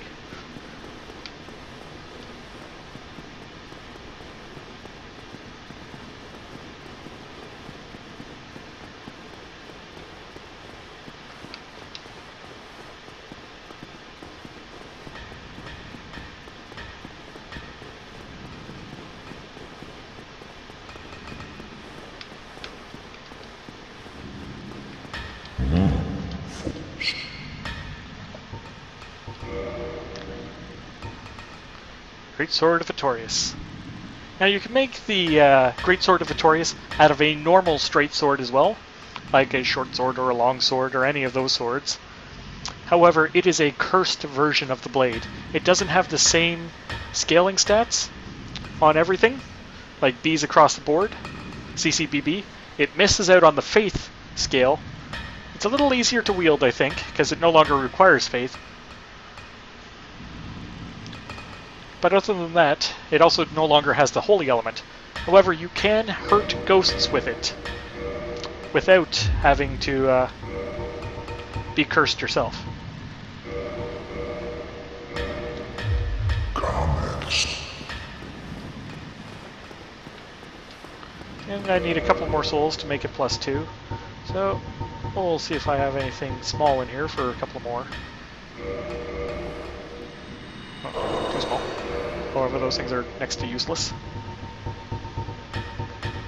So we'll use a Soul of a Proud Knight. They seem to be a very common staple in the game to go make my Artorias Great Sword +2.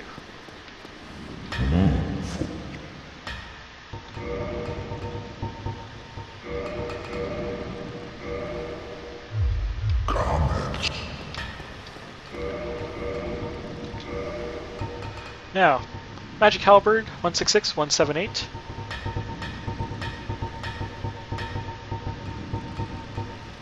Great Sword of Artorias is currently losing out at +2. However, that's also because I do not have the faith for it right now, nor strength. But the scaling stats that it has make it a much better choice late game once you get the scaling.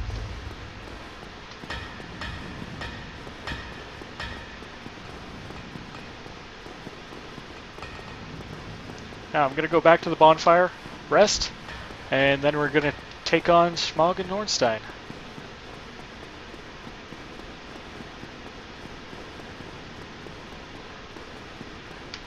And one thing I forgot to check is the shot range on the Dragon Slayer Great Bow is the same as the longbow. However, it uses the specialty ammunition, Dragon Slayer arrows, and it cannot use a normal arrow. Dragon Slayer arrows are also very expensive, but you hit a player with them, they're gonna get knocked down.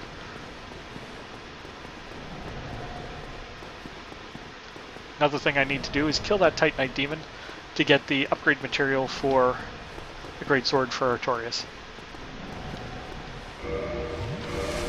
Just out of curiosity, how many Demon Titanite do I have? Another 5, so I could get another 2 reinforcements into it. Like, yeah, 2, 2, 3. So if I kill that Titanite demon and he drops me 2 Demon Titanite, I can get a +5 Artorias Greatsword.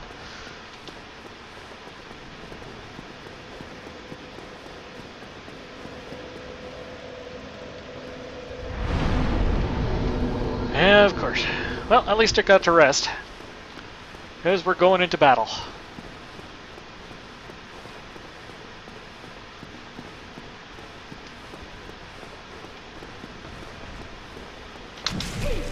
Of course, this time he stabs.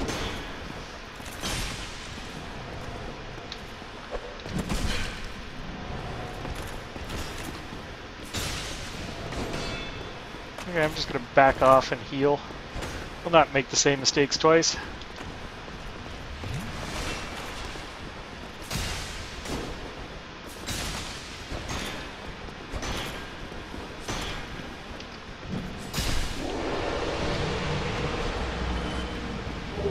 Oh, Silver Knight Shield. Very good. One more piece and I'll have the entire Silver Knight sets.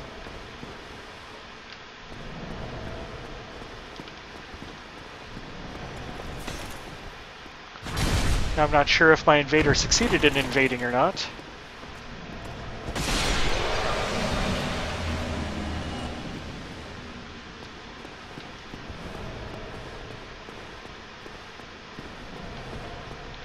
Quick way to tell is if I go back to the bonfire. If it's lit and I can rest at it, my invader has failed his invasion attempt. It is not, so the connection's still being made.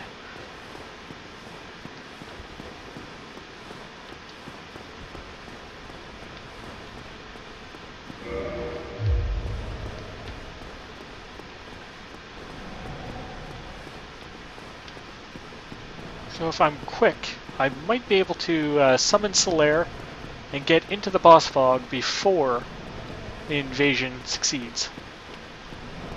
In which case the invader is kicked out and sent home.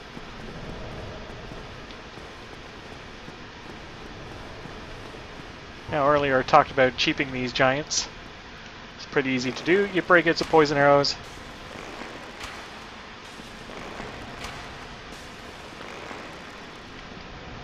Poison arrows. Solving a ton of problems in this game. Now, since these things no heal, there's a good chance that halfway through the poison effect, he'll cast heal on himself. So about halfway down, you want to engage them in melee. But again, this is just a demonstration that you can poison these giant assholes.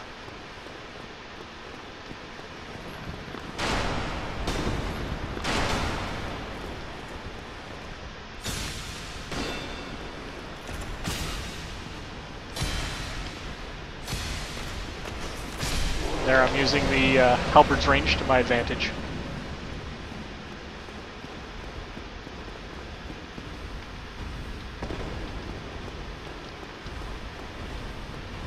Yeah, got them both angry at me. That wasn't good.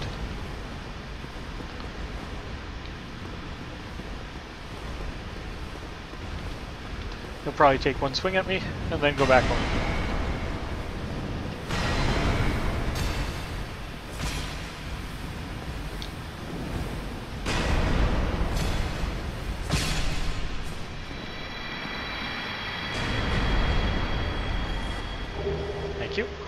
These guys are a great source for Titanite chunks, but there's easier ways to get Titanite chunks that are less annoying.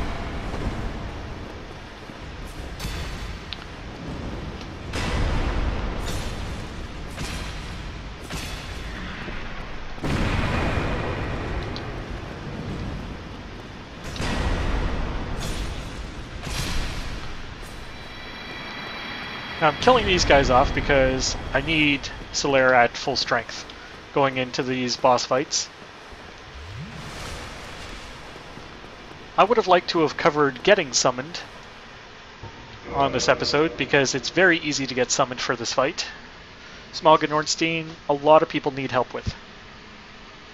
It's not an easy boss fight, and I'm probably going to die a lot.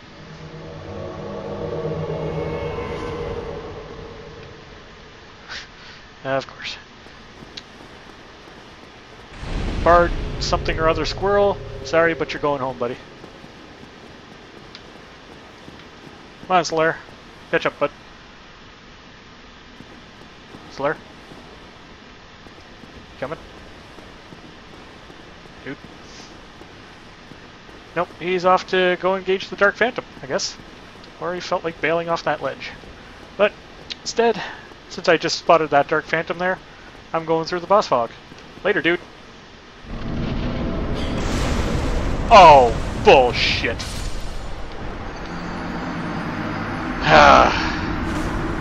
Split second fucking clutch piece of shit.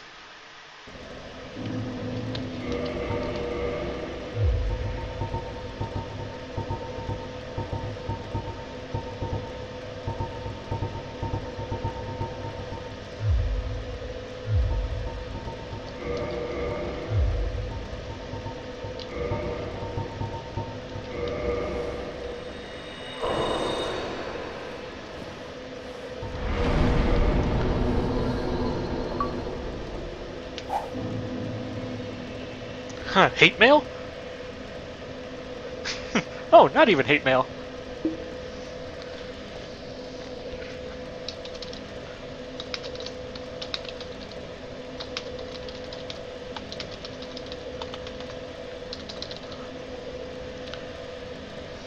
Gotta turn my, There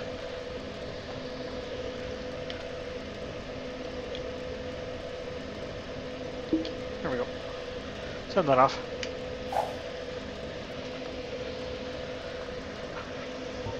Anyway, we're alive now. I was gonna say, man, was I getting hate mail for getting backstabbed? That would have been new.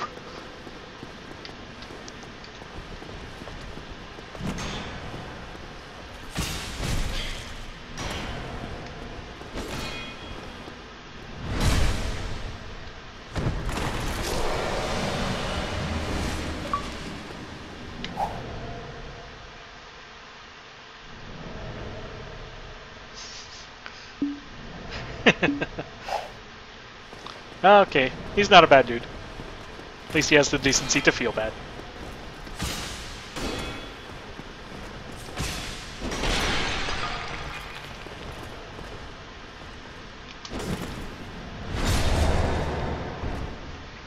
I wonder where my souls are going to be. If they're inside the boss fog, that's going to be weird.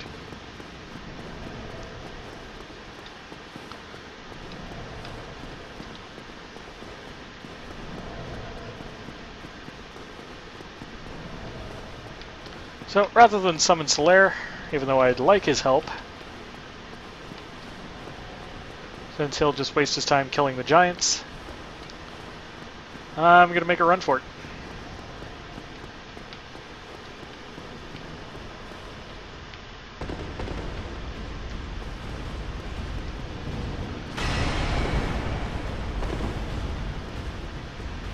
Grab the souls. If I could summon a phantom. Can't see.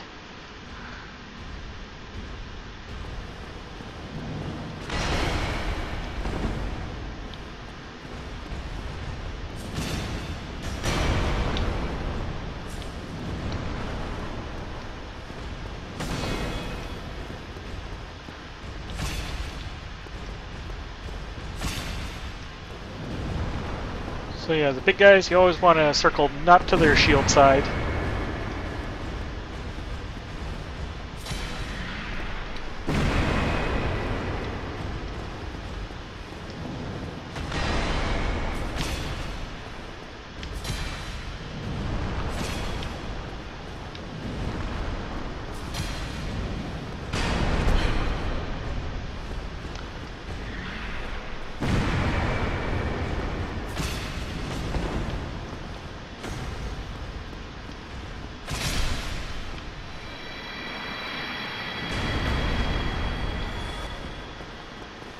Alright, we'll heal up.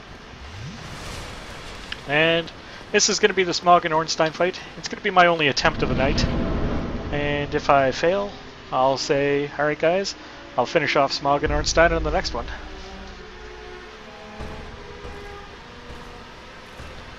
This boss fight is difficult to say the least because you have two bosses to focus on. And the kill order does matter. Depending which boss you down first, the one that's after that is the one whose soul you get, and unique armor set. Now, where'd Darksouls go? There he is. Or Smog, I should say. There's the big man.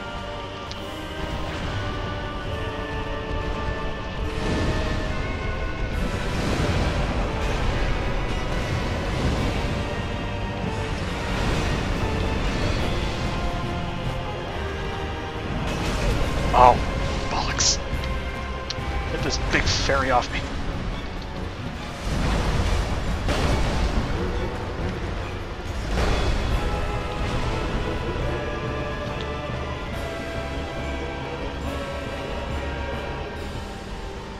I wish I had more fireballs.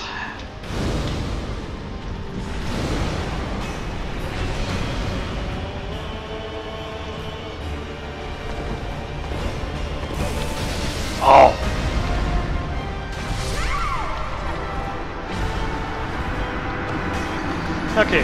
try another attempt at that. This time I'm going to reattune magic like I wanted to, and I'm not going to be alive, so I don't have to worry about getting invaded on my walk over there.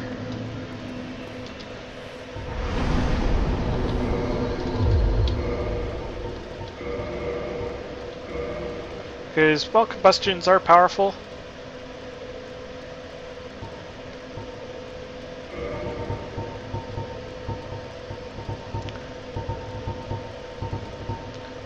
getting that close to them is not ideal.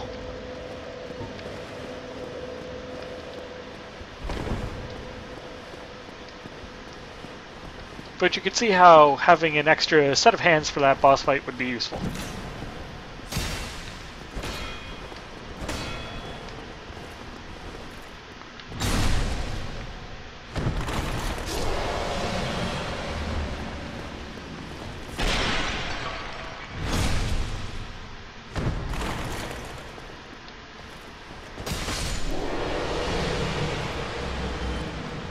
I have no idea how long I've been recording for, so hopefully this episode is still under 2 hours.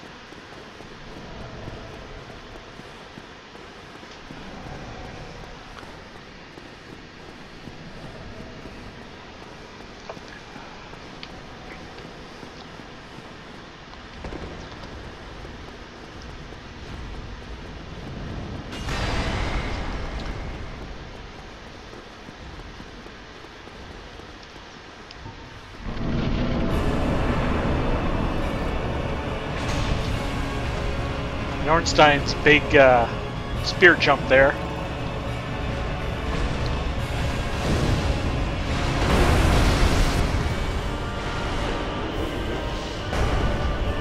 Smog's giant ass hammer.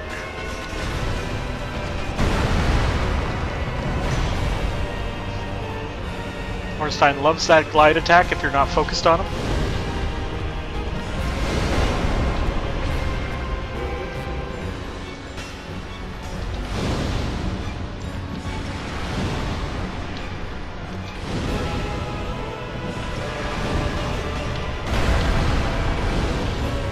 Fat man.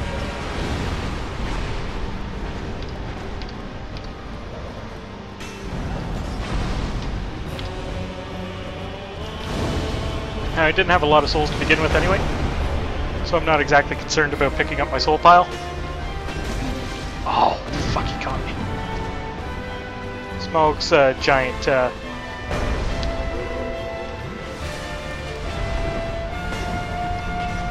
hammer attack there. Does so much damage if it doesn't hit the shield.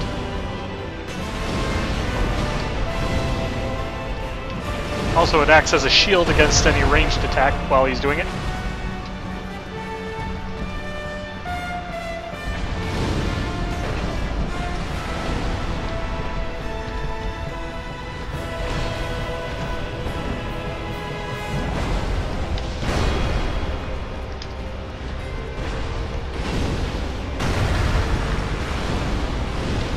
Dodging. God damn it. Okay, out of range. Gonna have to do this the old school way.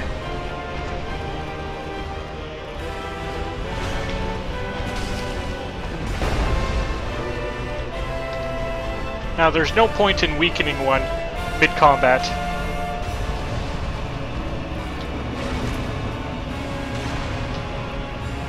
Pick one, put him down.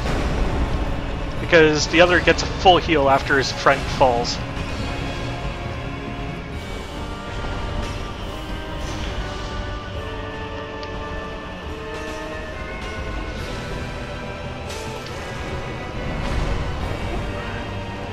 Now, Smog and Ornstine have different armor sets, but they're both do close to the same thing. While Ornstine's is a medium set, Smog's is a heavy. Oh, bollocks. Kidding me.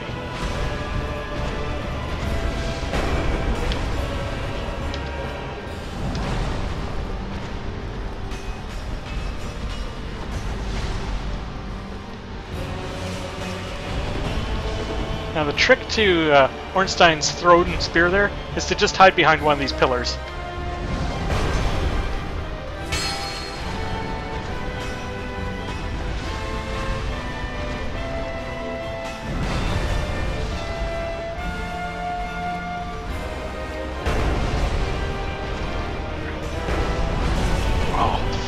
Ornstine.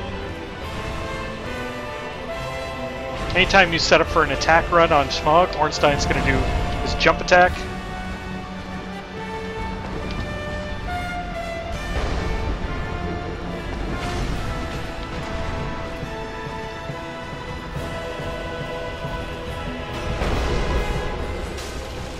Don't be afraid to use the big man as a shield.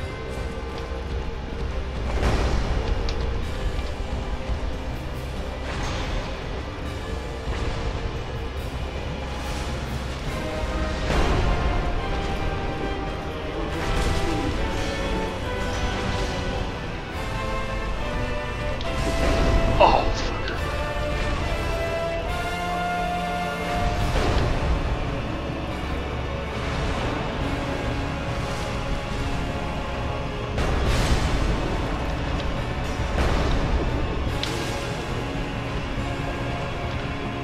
So yeah, doing this alone is going to take a little bit of practice.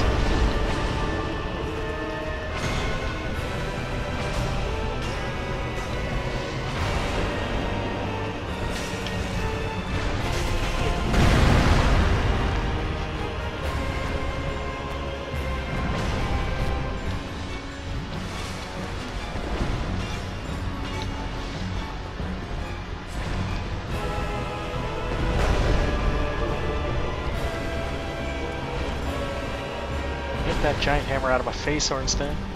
Or Smog, I should say.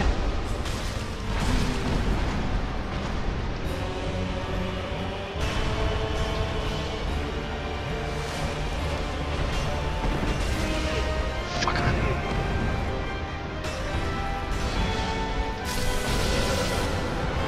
And you can see just how well their combination is thought out in this. Now, hopefully this time I'll actually connect with some of my bigger fireballs. So that would have ended that fight.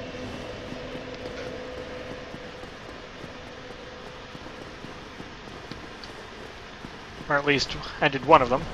Then it's a little bit easier when there's only one to deal with.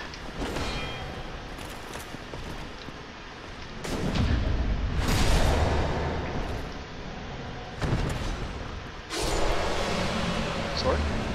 No sword.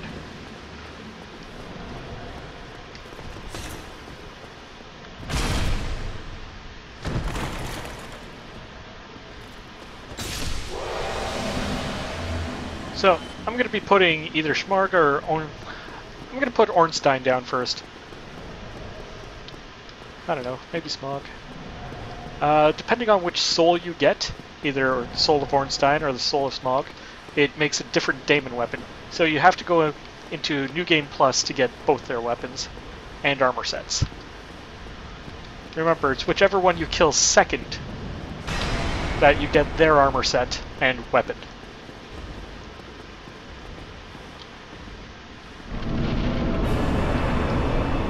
Oh good, that's here. That's to you, Ornstine.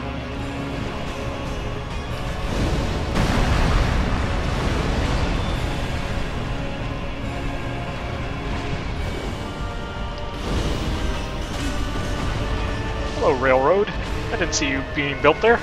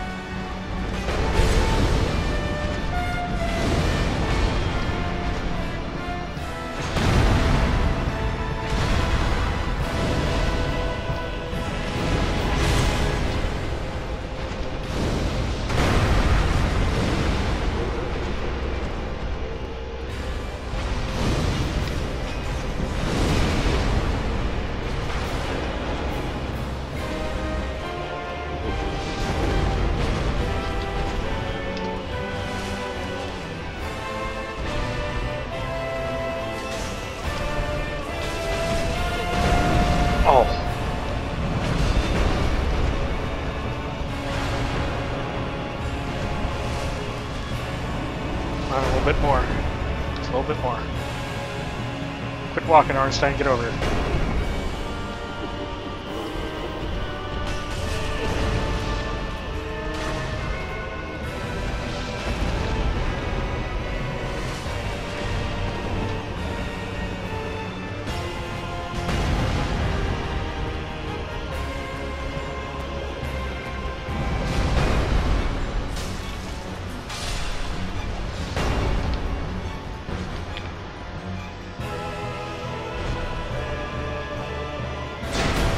A lot of people like the look of Ornstine's armor. Never really saw the appeal.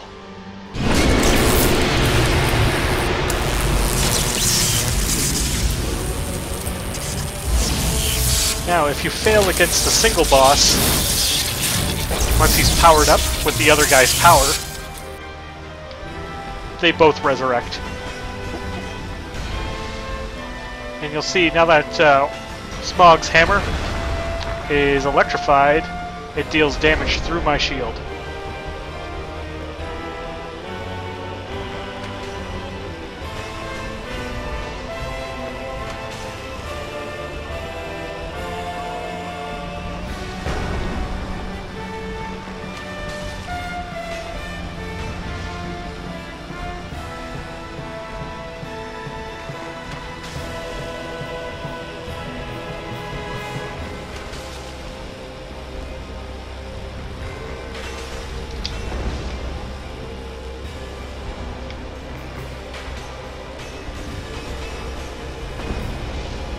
You wanted me bad on that one.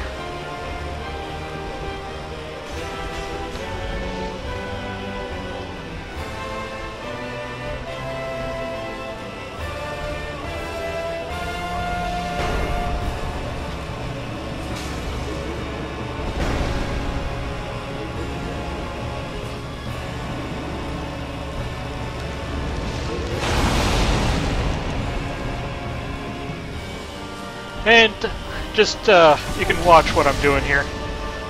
Sorry if I'm not commentating this fight, it's just I'm kind of concentrating.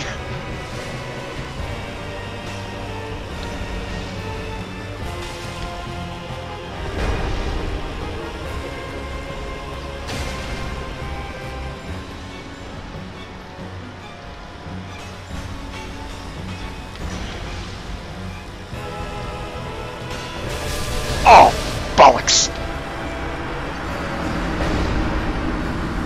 I was hoping I could get under it, but apparently, no. So now Ornstine resurrects. And we go back in.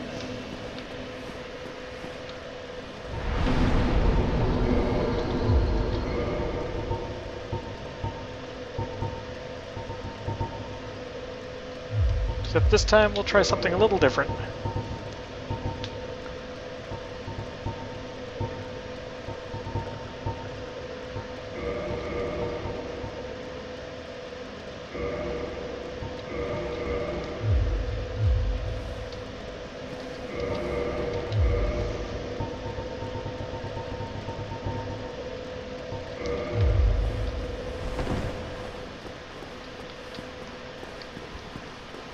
You can see all the ghosts around, so tonight's a popular night for Darksouls.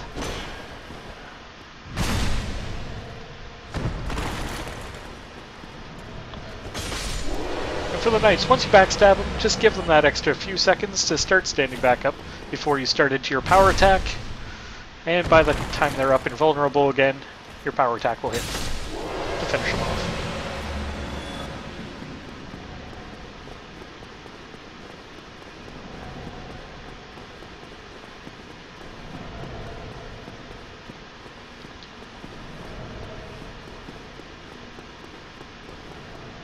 Now if I fail again on this attempt, I'll actually clear this section out, summon Solaire, and hope I don't get invaded. However, due to the popularity of tonight, that's very unlikely. Let's go.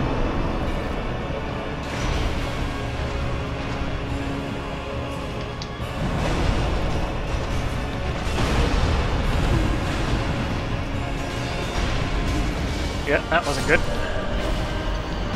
The old stomp in the corner. I'm getting tired.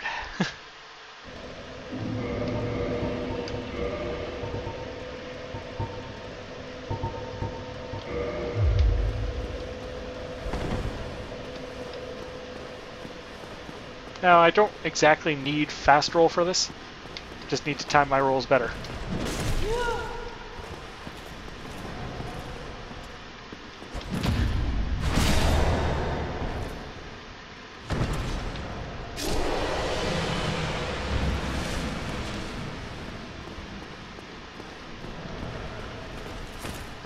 It also might be the recovery time on the halberd is a little bit too long.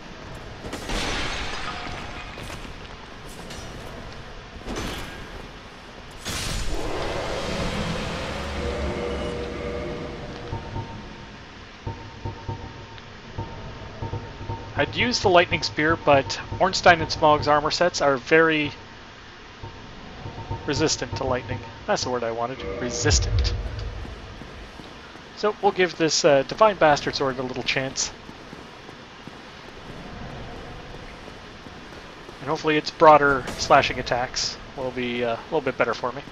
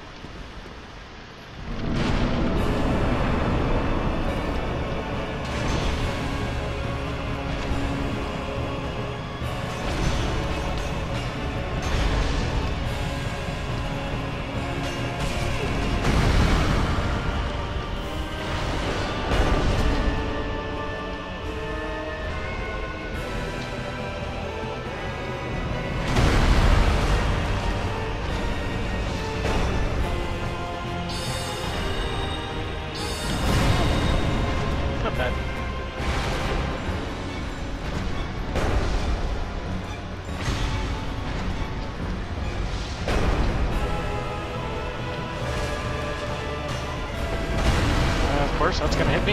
Now Ornstine's going to finish me off. Nope.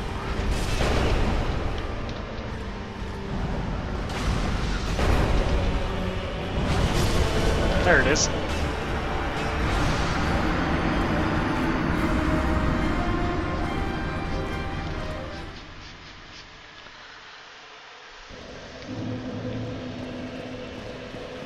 But yeah, 100 and some odd damage off that Great Soul Arrow. Not bad.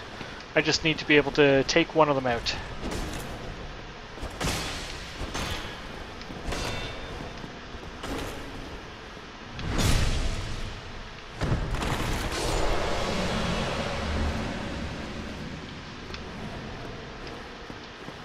Now let's crack a Humanity Crystal and see if I can get it.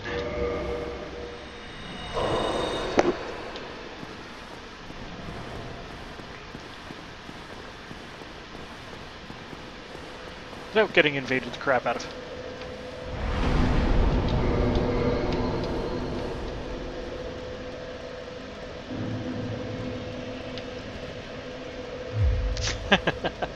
I love that headpiece.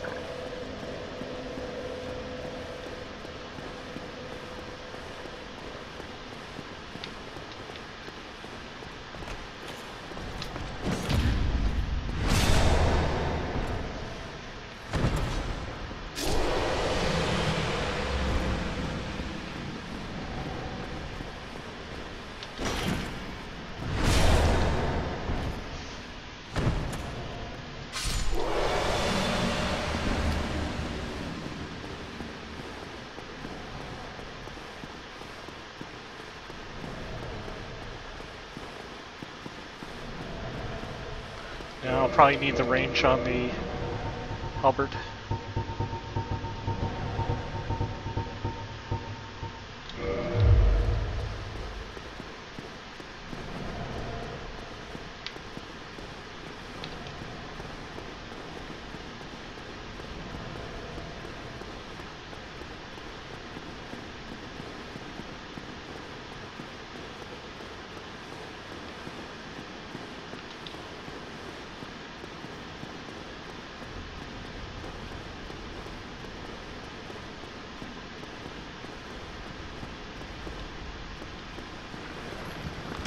Yeah, you saw me using the bow against Smog at the end there. And I could have kept using the bow, but eventually he would have run me down.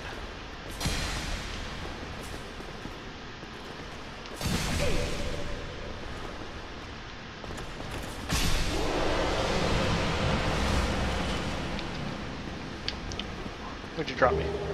A Dragon Slayer arrow. Not what I wanted, but okay.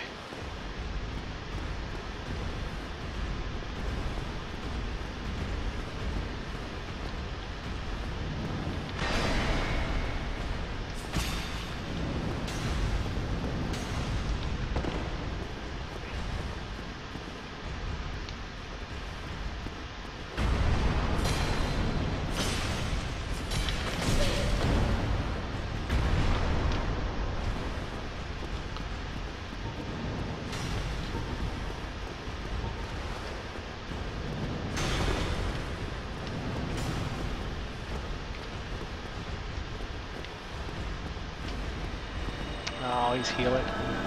Bastard.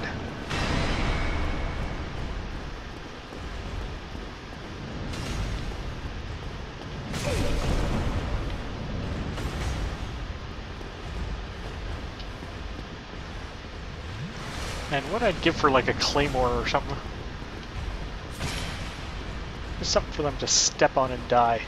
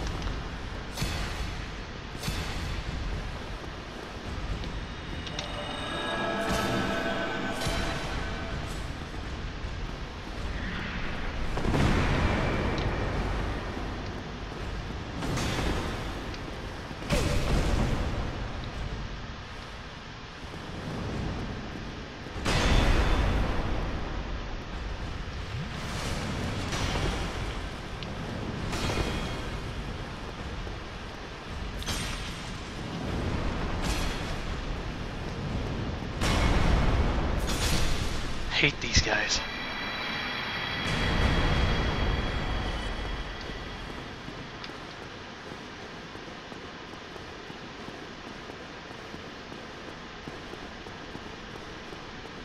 Alright, Slayer. Go occupy somebody.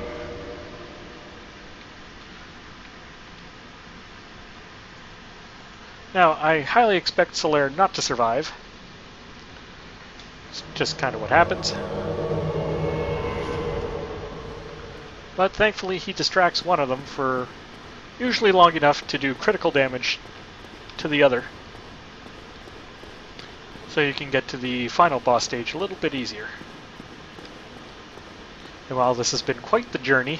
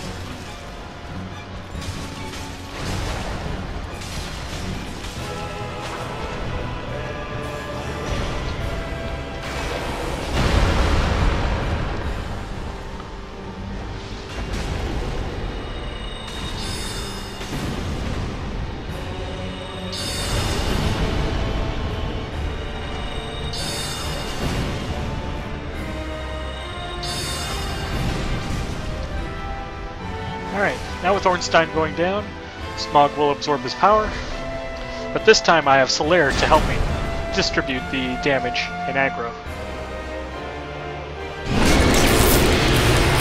I'm not saying it's easier to kill Ornstine first, but I find him to be the more annoying of the pair.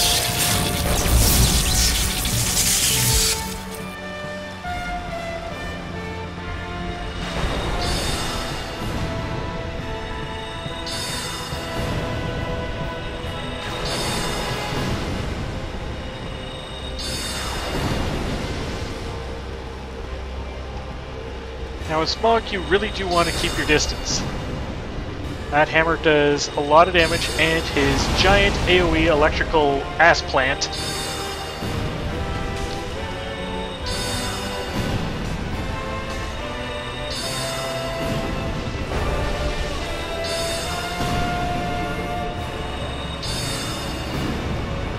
however, his hammer, being the giant thing that it is, acts as a great shield for him when he's doing his railroad charge. So try and keep a pillar between yourself and Smog until he breaks them all down, and then you can fire over the top of them too.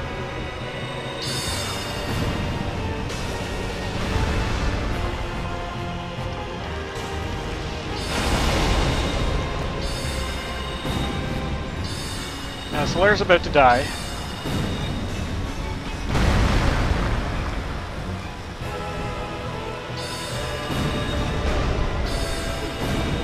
But if you keep this pillar between yourself and Smog, he can't get you with the railroad.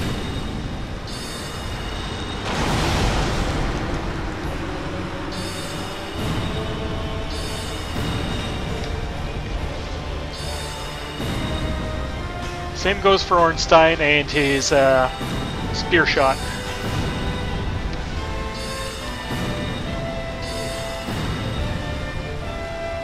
Now, occasionally Smog will get clever and understand that he has to get around the pillar to try and attack you. Just play Ring Around the Rosie with him.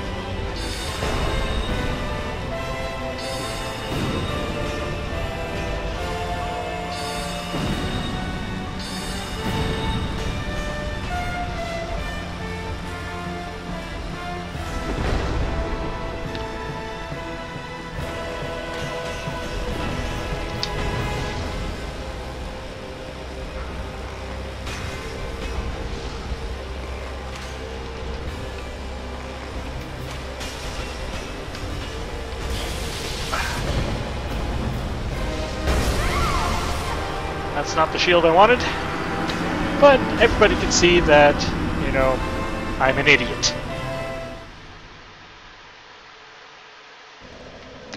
So here we go again. I love this fight. Thankfully the 5 humanity crystals I got from Lautrec are still holding on.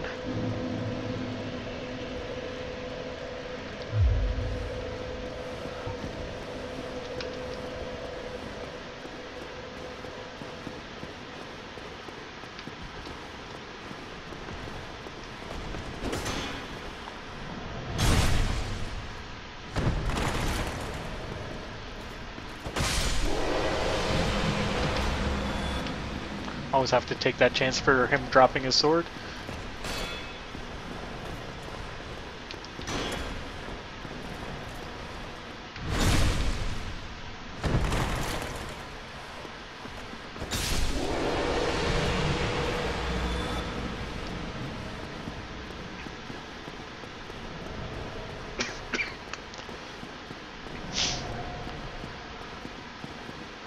Okay. Yeah. Apparently I was invaded and he went home. Interesting. So anyway, let's get this part over with. Fight the giants, summon Solaire, try again. But you can see how much quicker it was to get to the final boss stage. Do good damage against Smog even though I sucked it up pretty bad. And that one too.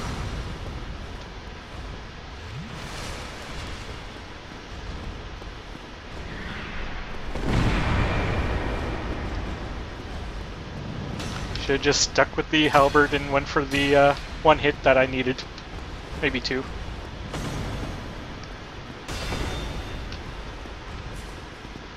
hate how I keep hitting in between their legs.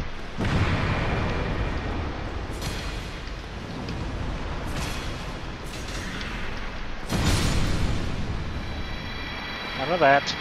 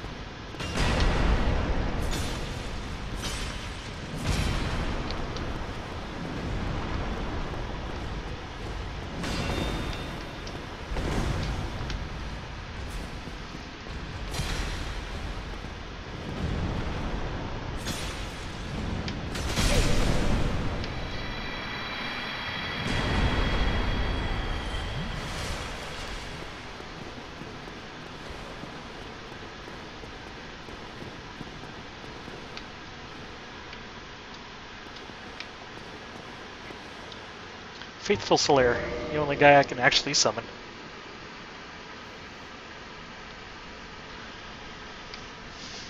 Now you can usually have up to 2 white phantoms helping you in these boss encounters, which would make this fight so much faster and easier.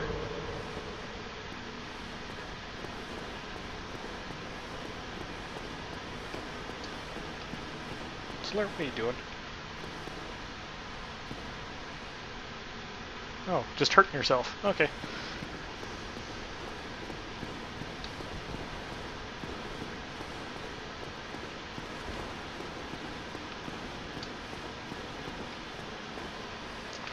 Wait for him to get his chubby ass up here.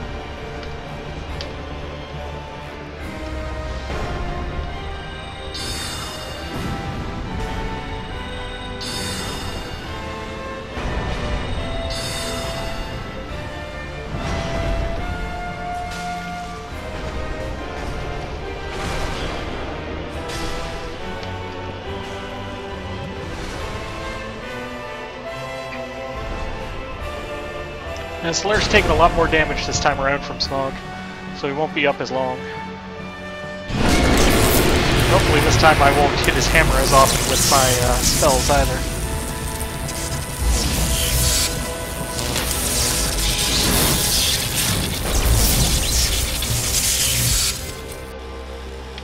That's not a good place to be.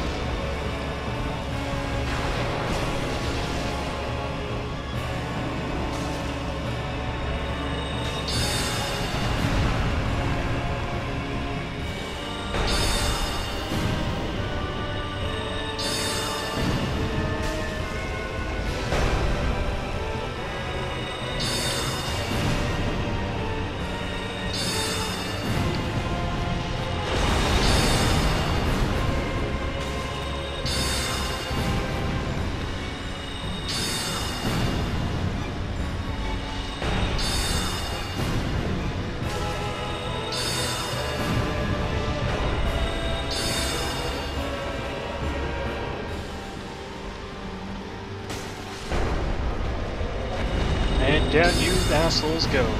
Thank God. And Solaire survived the fight, so I get my sunlight medal too. Perfect! And go grab my little soul pile over here. Now, if you've defeated Lautrec, before you defeated these two idiots, or actually if you defeat Lautrec at any time,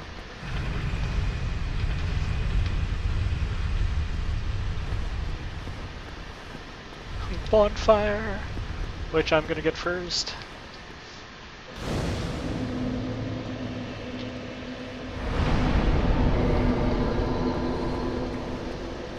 Now, since there's no enemies up here for me to lose all these souls to, ha! Run back down here. And here is Lautrec's armor set, the Embraced set. Or, you know, the Favor set. Medium armor. Not really spectacular against anything, I don't think.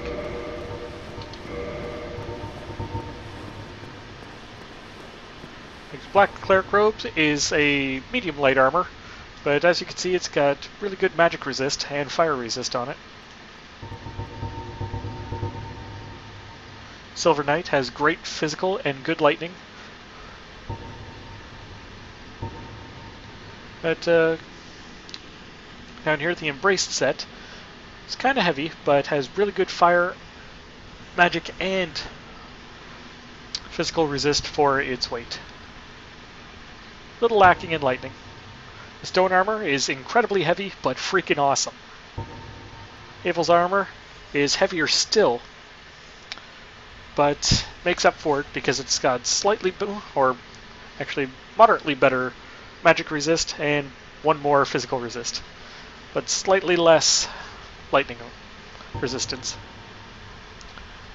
For a light armor, the Xanathos overcoat is great, however it has 0 fire resist on it.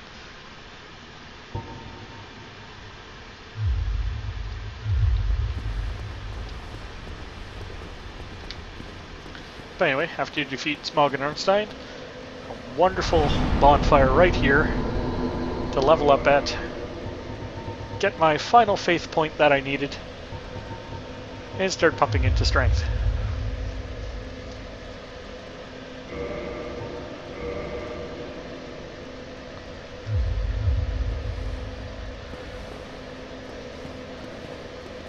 And finally, what we came to Anor Londo for.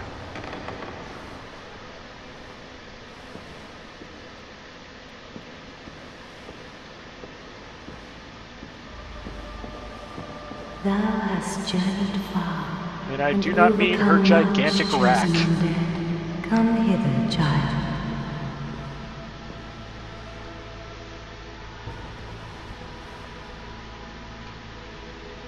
Oh yeah.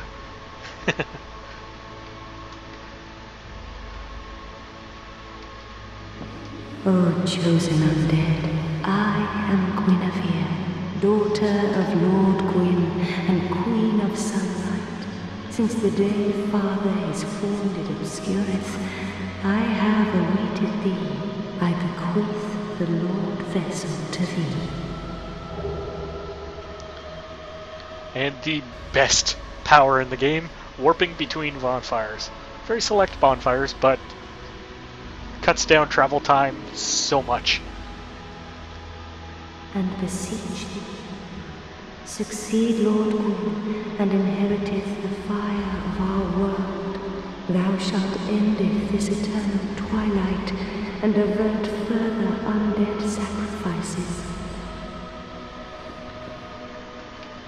Now, she also is a Covenant leader. O chosen undead, thou hast journeyed far.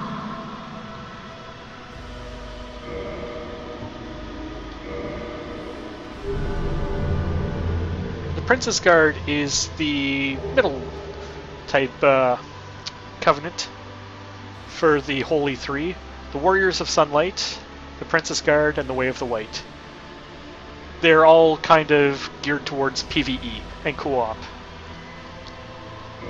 Hereafter I, Guinevere, shall serve as thine guardian. If thou so needest, I shall devote all to thine safety. May thou be one with the sunlight forevermore. Now, Thou shalt go forth. there's two ways to deal with Guinevere.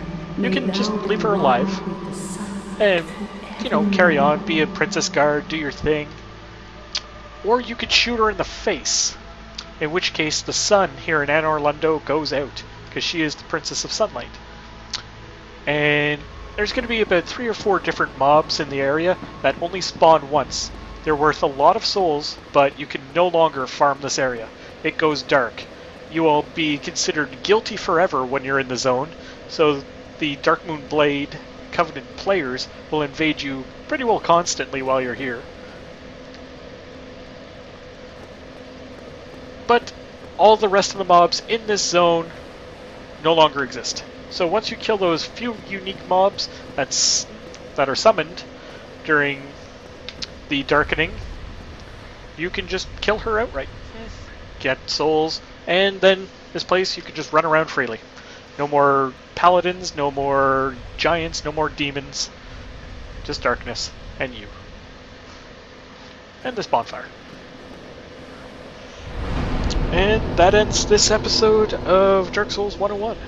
Hope you guys enjoyed me getting my ass kicked by Smog and Ornstine more times than I bargained for. Peace out.